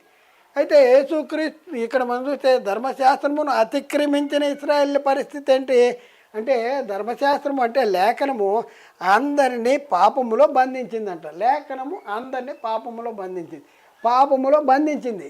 ఏంటి? లేఖనము అందరినీ పాపములు. యేసుక్రీస్తు ఎందుకు వచ్చాడు? పాపములో బంధించబడి ఉన్న వారిని, ధర్మశాస్త్రం వల్ల పాపం అనే చెరలో బంధించబడిన వారిని విమోచించడానికి యేసుక్రీస్తు ఈ లోకానికి వచ్చాడు. చెరగా పట్టుకుని పోయాడు. ఏంటి చెర? వీళ్ళని చెరపట్టిన చెర ఏంటి? ధర్మశాస్త్రం వల్ల పాపం అనే చెర. ధర్మశాస్త్రం వల్ల పాపం అనే చెరను తీసేయాలంటే ఏం చేయాలి? యేసుక్రీస్తు ధర్మశాస్త్రాన్ని అనుసరించి, తూచా తప్పకుండా అనుసరించి ధర్మశాస్త్రాన్ని కొట్టివేయాలి. అలాగే యేసుక్రీస్తు వారు ఆయన జీవించిన కాలంలో ధర్మశాస్త్రాన్ని అనుసరించి ఆ తర్వాత ధర్మశాస్త్రాన్ని కొట్టివేయటం ద్వారా వీళ్ళని పాపం అనే చెరలోంచి విడిపించాడు. చెరగా పట్టుకుపోయాడు. పాపం అనే చెరగా పట్టుకుపోయాడు. చూద్దాం. లేఖనము అందరినీ పాపములో బంధించిందంట. ఎందుకు బంధించింది? లేఖనము అందరినీ పాపంలో బంధించిందంట. గల్తీ పత్రిక 3వ అధ్యాయం 22వ వచనం. గల్తీ పత్రిక 3వ అధ్యాయం 22వ వచనం. ఇశ్రాయేలు ధర్మశాస్త్రాన్ని అతిక్రమించడం ద్వారా ఏం జరుగుతుందంటే, యేసుక్రీస్తునందలి విశ్వాస మూలముగా కలిగిన వాగ్దానము విశ్వసించి వారికి అనుగ్రహించబడినట్టు లేఖనము అందరినీ పాపములో బంధించింది. లేఖనం అంటే ధర్మశాస్త్రం అందరినీ దేనిలో బంధించంటే పాపములో బంధించింది. వీళ్ళు ఏ చెరలో ఉన్నారు? పాపమనే చెరలో ఉన్నారు. ధర్మశాస్త్రం వల్ల పాపమనే చెరలో ఉన్నారు. యేసుక్రీస్తు ఆయన ఆరోహణమైనప్పుడు చెరగా పట్టుకుపోయాడు. ఏ చెరనే? ధర్మశాస్త్రం వల్ల కలిగిన పాపమనే చెరగా పట్టుకుపోయాడు. చెరగా పట్టుకుపోయి మనల్ని స్వతంత్రులుగా చేశాడు. మనకి విడుదల కలిగజేశాడు. విడుదల కలిగజేసి ఈవులను అనుగ్రహించాడు.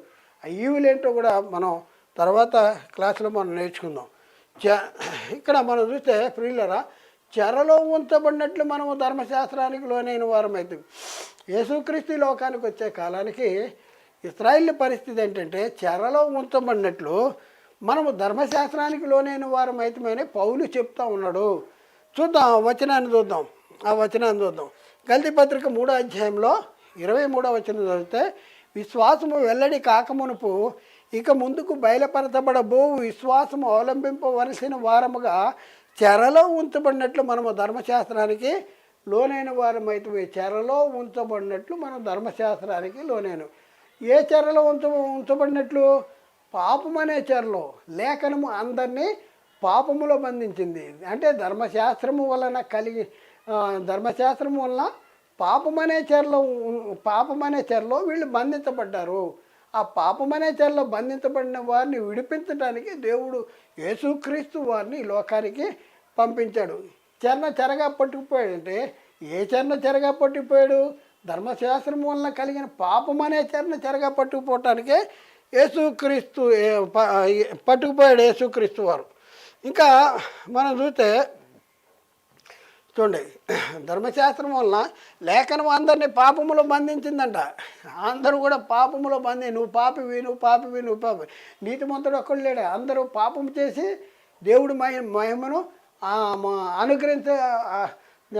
పొందలేకపోతున్నారు. దేవుడు అనుగ్రహించి మహిమను పొందలేనటువంటి పరిస్థితి. చూడండి ప్రియులారా, లేఖనం ఏం చేసింది? అందరినీ పాపములో బంధించింది. యేసుక్రీస్తు లోకానికి వచ్చాడు. ఈ పాపం అనే చెరగా పట్టుకుపోయాడు. వీళ్ళని స్వతంత్రులుగా చేశాడు. వీళ్ళకి విడుదల కలిగజేశాడు. ఆయన చెరగా పట్టుకుపోయిన, ఆయన ఆరోహణమైనప్పుడు చెరగా పట్టుకుపోయిన చెర ఏంటంటే పాపమనే చెరని, ధర్మశాస్త్రం వల్ల కలిగిన పాపమనే చెరగా పట్టుకుపోయాడు. కానీ పరదేశు చెర కాదు.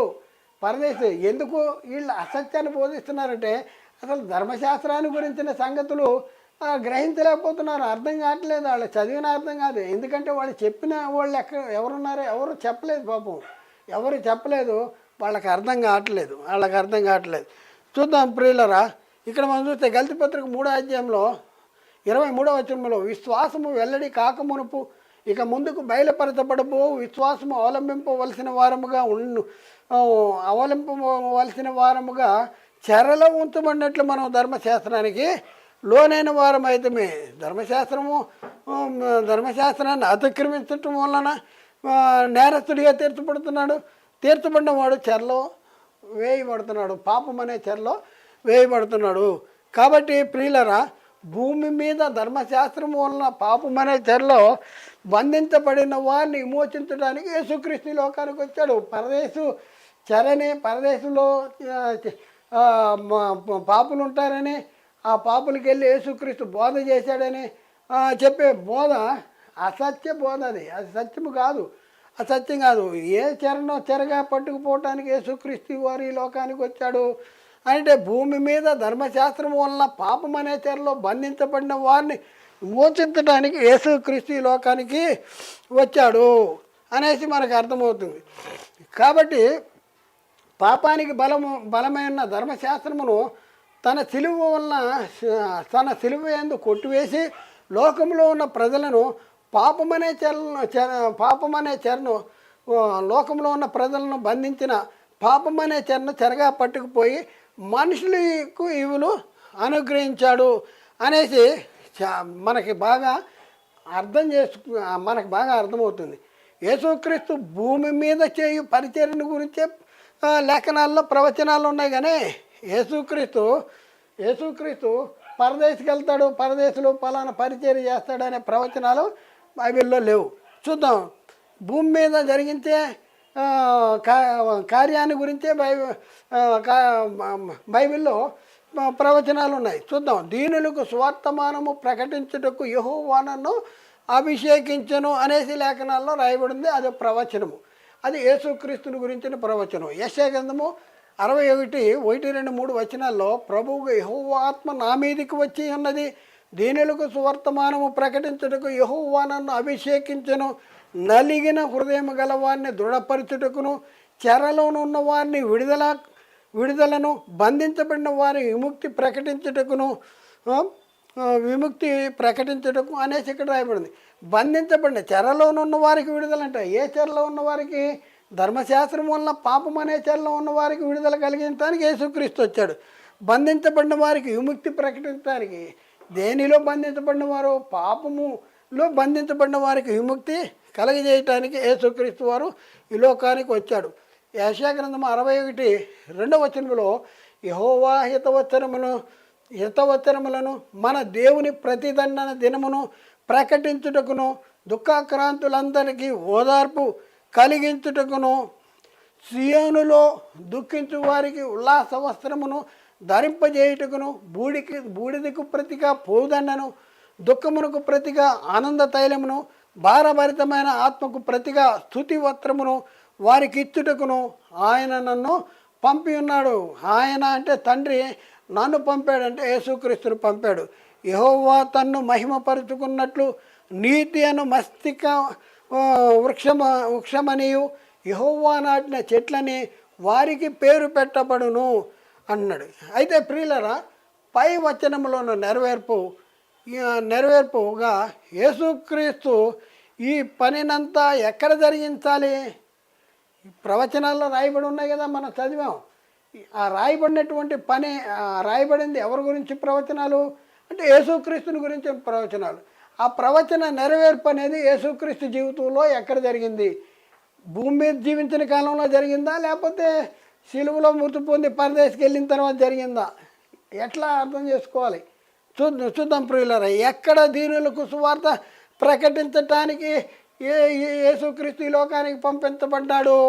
పరదేశంలోనున్న దీనులక, లేకపోతే భూమి మీద ఉన్న దీనులక?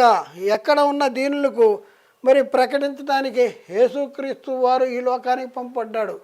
పై వచనంలో ఉన్న నెరవేర్పుగా యేసుక్రీస్తు ఎక్కడనున్న వారిని విడుదల జరిగించాడు. ఎక్కడ ఉన్న వారిని విడుదల జరిగించాడు.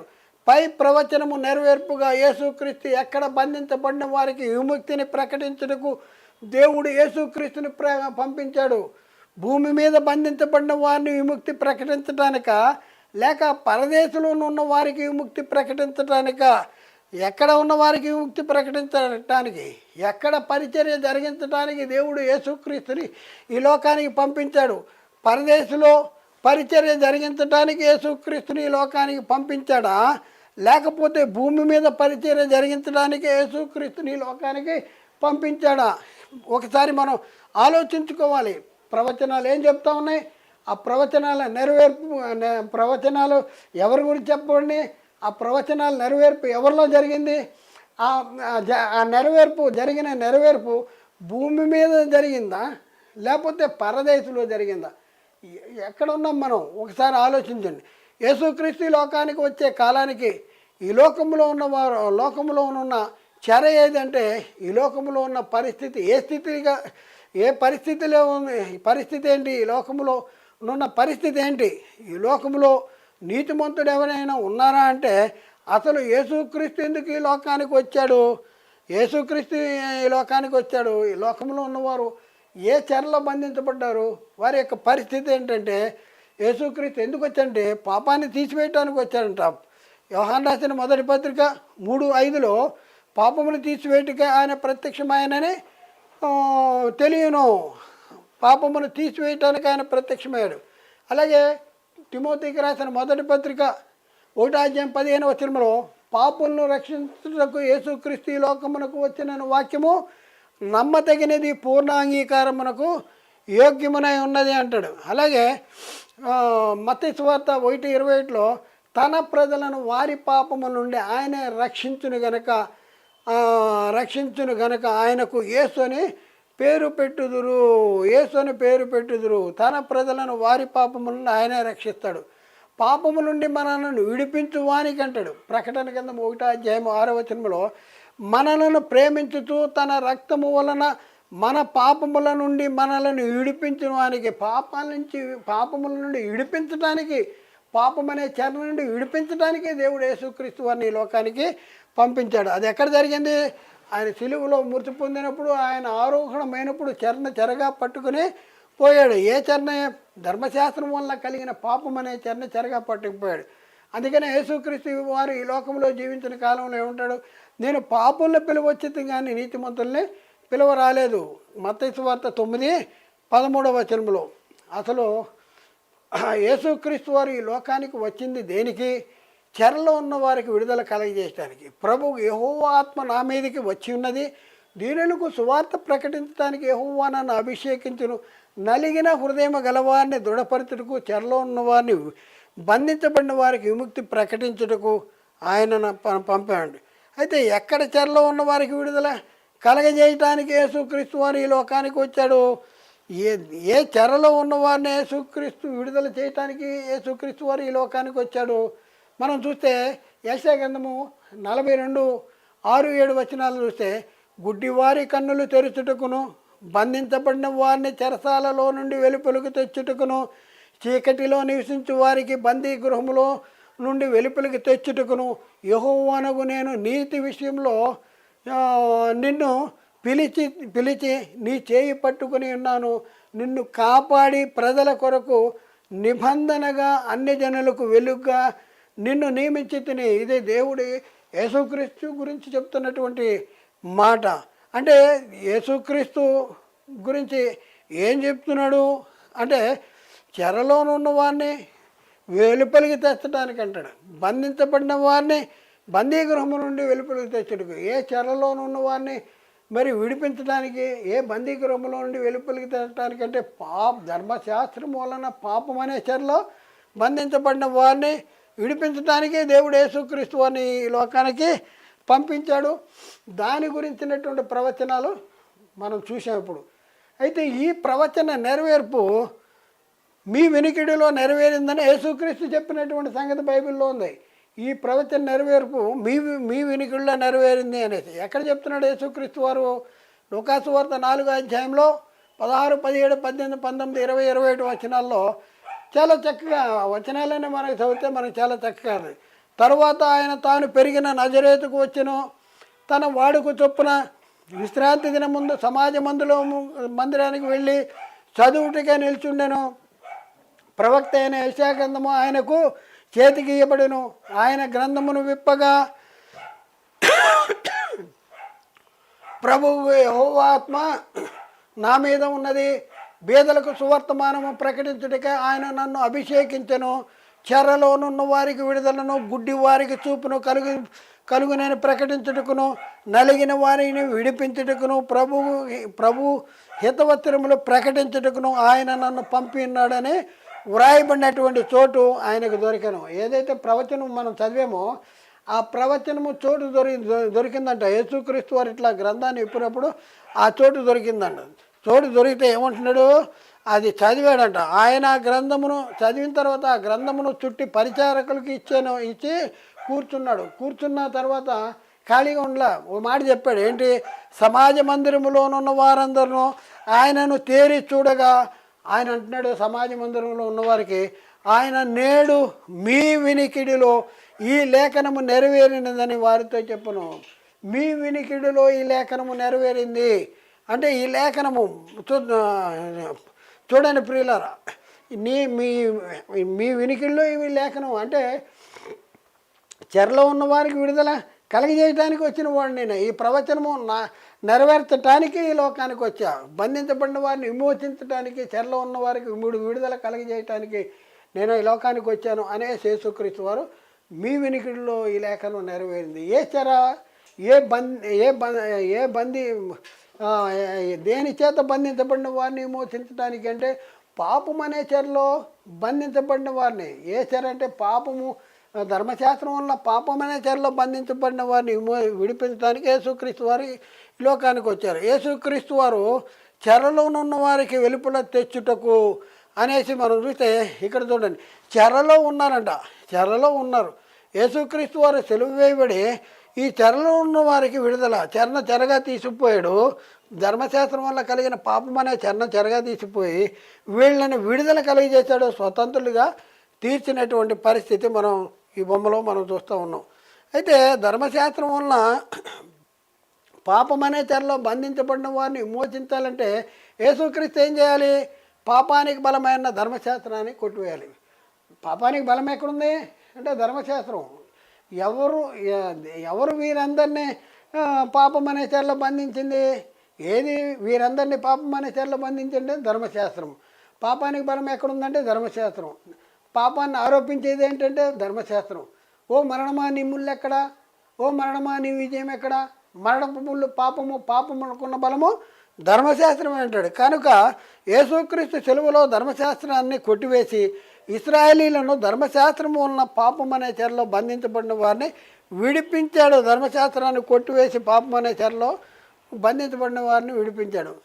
ఎలా విడిపించాడంటే కాలము సంపూర్ణమైనప్పుడు దేవుడు తన కుమారుని పంపాడంట. కుమారుడు వచ్చి ఏం చేశాడు? గల్తీ పత్రిక 4:4-5 వచనాలు. అయితే కాలము పరిపూర్ణమైనప్పుడు దేవుడు తన కుమారుని పంపెను. ఆయన స్త్రీ యందు పుట్టి మనము దత్తపుత్రులము కావాలని ధర్మశాస్త్రమునకు లోబడి ఉన్న వారిని విమోచించటకు ధర్మశాస్త్రానికి ధర్మశాస్త్రమునకు లోబడి ఉన్న వారిని విమోచించటానికి ఆయన ధర్మశాస్త్రాన్ని లోబడ్డాడు అంటాడు. యేసుక్రీస్తు ధర్మశాస్త్రాన్ని లోబడ్డాడు అంటే లోబడ్డాడు. ఎందుకు లోబడ్డాడు? ధర్మశాస్త్రానికి లోబడి ఉన్న వారిని విమోచించడానికి. ఏం చేస్తుంది ధర్మశాస్త్రం? పాపం ఆరోపిస్తుంది. ఏం చేస్తుంది ధర్మశాస్త్రం? పాపం అనే చెరలో బంధించింది. ఆ పాపము అనే చెరలో ఉన్న వారిని విమోచించడానికి దేవుడు యేసుక్రీస్తు వారిని ఈ లోకానికి పంపించాడు. దాని గురించిన ప్రవచనాలు మనం ఇప్పుడు చదివాం. కాబట్టి ఆయన ఆరోహణమైనప్పుడు చెరగా పట్టుకుపోయాడంటే ఏ చెరగా పట్టుకుపోయాడు? ఎక్కడున్న చెరగా పట్టుకుపోయాడు? ఎక్కడున్న మనుషులకు విడుదల కలిగజేశాడు? ఎక్కడున్న మనుషులకి ఈవులు అనుగ్రహించాడు? ఎంత అమాయక ప్రజలు చెప్తున్నారు. పరదేశు చెరని చెప్పేటటువంటి పరిస్థితి. చాలా అమాయకులు. మరి వాళ్ళు అమాయకులై ఉండి బోధకులుగా ఉండి అనేక మందిని నిత్య నరకాన్ని తీసుకువెళ్ళి శాపగ్రస్తులుగా మిగిలిపోయేటటువంటి పరిస్థితి ఉంది. కాబట్టి బైబిల్ నేర్చుకుని చెప్పవలసిన అవసరం ఉంది. క్రీస్తు మన కోసం శాపమై మనల్ని ధర్మశాస్త్రం యొక్క శాపము నుండి విమోచించాడంటే ఎక్కడ? గల్తీ పత్రిక 3:13-14 ఆత్మను గురించిన వాగ్దానము విశ్వాసము వల్ల మనకు లభించినట్లు అబ్రహాము పొందిన ఆశీర్వచనము యేసుక్రీస్తు ద్వారా అన్ని జనులకు కలుగుటకై క్రీస్తు మన కోసము శాపమై మనల్ని ధర్మశాస్త్రం యొక్క శాపము నుండి విడిపించాడు. క్రీస్తు మన కోసం శాపమయ్యాడు అంటే ఆయన సిలువ వేయబడ్డాడు. సిలువ వేయబడిన ప్రతివాడు శాపగ్రస్తుడు అని చెప్పబడతాడు. అందుకని యేసుక్రీస్తు సిలువ వేయబడి మన కోసం శాపమై మనలను ధర్మశాస్త్రం యొక్క శాపము నుండి విమోచించాడంట. ఇక్కడ మనం చూస్తే ఎఫ్సీ పత్రికలో మనం చూస్తే 2:14-15-16 వచనాల్లో ఆయన మన సమాధానమైండి. ఆయన అంటే యేసుక్రీస్తు వారు మన సమాధానమైండి. మీకును మాకును ఉండిన ద్వేషమును అనగా విద్రూపకమైన ఆజ్ఞల గల ధర్మశాస్త్రమును తన శరీరం ముందు కొట్టివేడి చేత మధ్య గోడను పడగొట్టి ఉభయులను ఏకం చేశాను. ఇట్లు సంధి చేసి ఇద్దరిని తన యందు ఒక్క నూతన పురుషునిగా సృష్టించి అనేసి అక్కడ అయిపోయింది. 16వ వచనం. తన సిలువ వలన ఆ ద్వేషము సంహరించి వీరిద్దరిని ఏకము చేసెను. దేవునితో సమాధానపరత వలన ఆయన ఇలాగ చేసిన కనుక ఆయనే మనకు సమాధానకారకుడై ఉన్నాడు అంటాడు. అంటే యేసుక్రీస్తు వారి సిలువలో ధర్మశాస్త్రాన్ని కొట్టివేశాడు. మధ్య గోడ ఉంది. ఇశ్రాయేలీలకి అన్ని జనులకి మధ్య గోడ ఉంది. మధ్య గోడగా ధర్మశాస్త్రం ఉంది. ధర్మశాస్త్రం కలిగిన ప్రజలు దేవుని ప్రజలుగా ఉండేవాళ్ళు ఒకప్పుడు. ధర్మశాస్త్రము లేని వాళ్ళు అన్ని జనులుగా ఉన్నారు, శాపగ్రస్తులుగా ఉండేటటువంటి పరిస్థితి ఉంది. దేవుడు వ్రాతరూపకమైన ఆజ్ఞల వలన మన మీద రుణముగాను మనకు విరోధముగా ఉండిన పత్రమును సిలువలో మేకులకు కొట్టేశాడు అనేసి లేఖనాల్లో చక్కగా రాయబడింది. ధర్మశాస్త్రాన్ని సిలువలో మేకులకు కొట్టేసి ధర్మశాస్త్రాన్ని వలన పాపం అనే చెరలో బంధించబడిన వారిని విమోచించాడు. కొలసి పత్రికలో 2:13-15 వచనాలు. మరియు అపరాధముల వలన శరీరమందు సున్నతి పొందక ఉండటం వలన మీరు మృతులే ఉండగా దేవుడు వ్రాతరూపకమైన ఆజ్ఞల వలన మన మీద రుణముగాను మనకు విరోధముగా ఉండిన పత్రమును సిలువలో మేకులకు కొట్టి దాని మీద చేవ్రాతను తుడిచివేసి మనకు అడ్డం లేకుండా దాన్ని ఎత్తివేసి మన అపరాధములన్నింటినీ క్షమించి ఆయనతో కూడా మిమ్మను జీవింపచేసెను.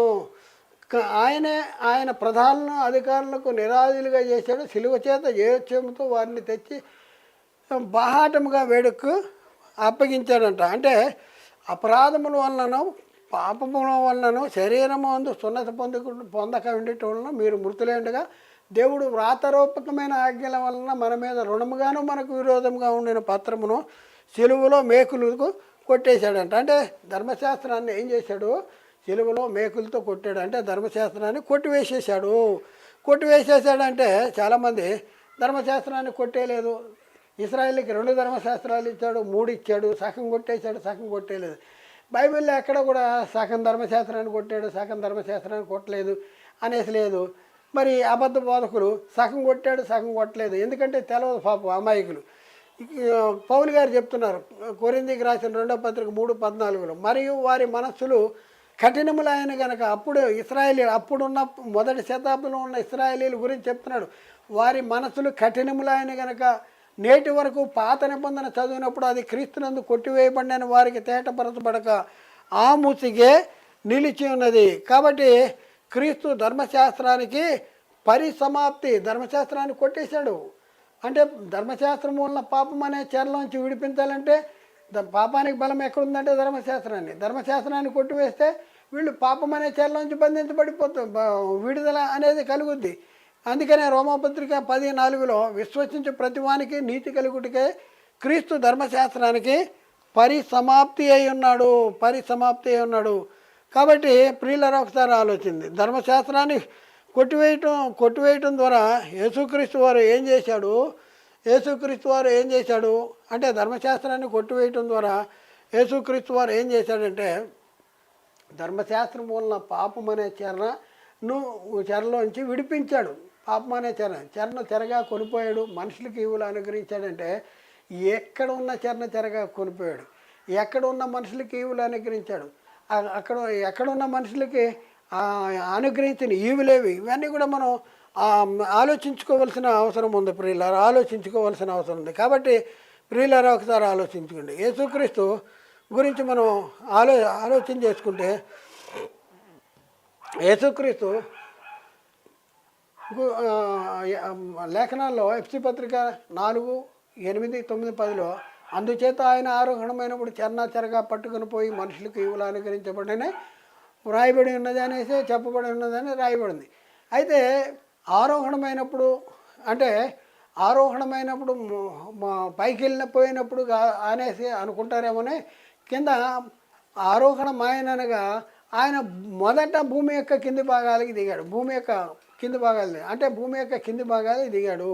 భూమి యొక్క కింది భాగాల్లో ఏముంది? పాతాళలోకం ఉంది. పాతాళలోకము ఎన్ని భాగాలుగా విభజించబడింది? 2 భాగాలుగా విభజించబడింది. మహాగాధము చేత 2 భాగాలు. ఒక భాగంలో నిద్రించిన నీతిమంతులు ఉంటారు, మరొక భాగంలో నిద్రించిన అనీతిమంతులు ఉంటారు. అయితే ఆ యేసుక్రీస్తు ఆరోహణమైనప్పుడు ఏం జరిగిందంటే ధర్మశాస్త్రం వల్ల పాపం అనే చెరలో బంధించబడిన వారిని విడిపించాలంటే ధర్మశాస్త్రాన్ని కొట్టివేసి ధర్మశాస్త్రము వలన పాపం అనే చెరను పట్టుకుపోయాడు. అంటే పాపం లేకుండా చేసి విడుదల చేసి నీతిమంతులుగా చేశాడు, స్వతంత్రులుగా చేశాడు. కాబట్టి చెరగా పట్టుకుని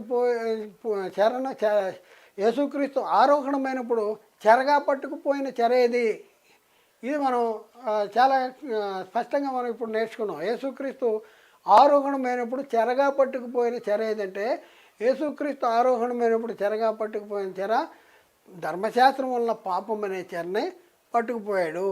మనుషులకు ఈవులు అనుగ్రహించాడు, స్వతంత్రులుగా చేశాడు. కాబట్టి ప్రియులారా ఆలోచించండి. పరదేశు అనేది చెర కాదు. మరి సాతాను బోధించేశాడు. అదే మనము అరిగిపోయిన రికార్డులాగా మనం చెప్తూ వస్తున్నాం. మనం మోసపోతున్నాం. అనేక మందిని మోసం చేస్తూ ఇద్దరు కలిసి గుడ్డివాడు కలిపి మరి ఇద్దరు గుడ్డివాడు గుంట్లో పడేటటువంటి పరిస్థితి, నరకంలోకి వెళ్ళేటటువంటి పరిస్థితి. కాబట్టి ఆలోచించేయండి, అర్థం చేసుకోండి, సత్యాన్ని గ్రహించండి. చెర అంటే ధర్మశాస్త్రం వలన కలిగిన పాపం అనే చెరగా పట్టుకుపోయాడు. మరి పాపాన్ని తీసివేసిన తర్వాత మనుషులకు అనుగ్రహించిన ఈవులేంటి, ఎలాంటి ఈవులు అనుగ్రహించాడు అనేది వచ్చే తరగతిలో మనం నేర్చుకుందాం. మనుషులకు అనుగ్రహించిన ఈవులు అనేది వచ్చే తరగతిలో మనం నేర్చుకుందాం. కాబట్టి ఆలోచించేయండి, అర్థం చేసుకోండి, మరి ఎవరిని దూషించాలని ద్వేషించాలని మరి మీకు తెలియదు మాకే తెలుసు అని చెప్పడానికి మీ ముందుకు రాలేదు. బైబిల్ ఎలా ఉంది, బైబిల్ ఎలా చెప్తుంది అని మీకు తెలియపరచడానికే మనం మీ ముందుకు వచ్చాం. మీరు గ్రహించగలిగితే మీరు అనుసరించండి. మేము గ్రహించం, మేము అనుసరించం. మాది అంటే మీ ఇష్టం, ఎవరిని కూడా బలవంతం చేయట్లేదు. కాబట్టి ప్రియులారా ఆలోచించండి, అర్థం చేసుకోండి, సత్యాన్ని గ్రహించండి. దేవుడు మిమ్మల్ని దీవించి ఆశీర్వదించును గాక. ఆమెన్. అందరికీ వందనాలు. దేవునికి స్తోత్రాలు.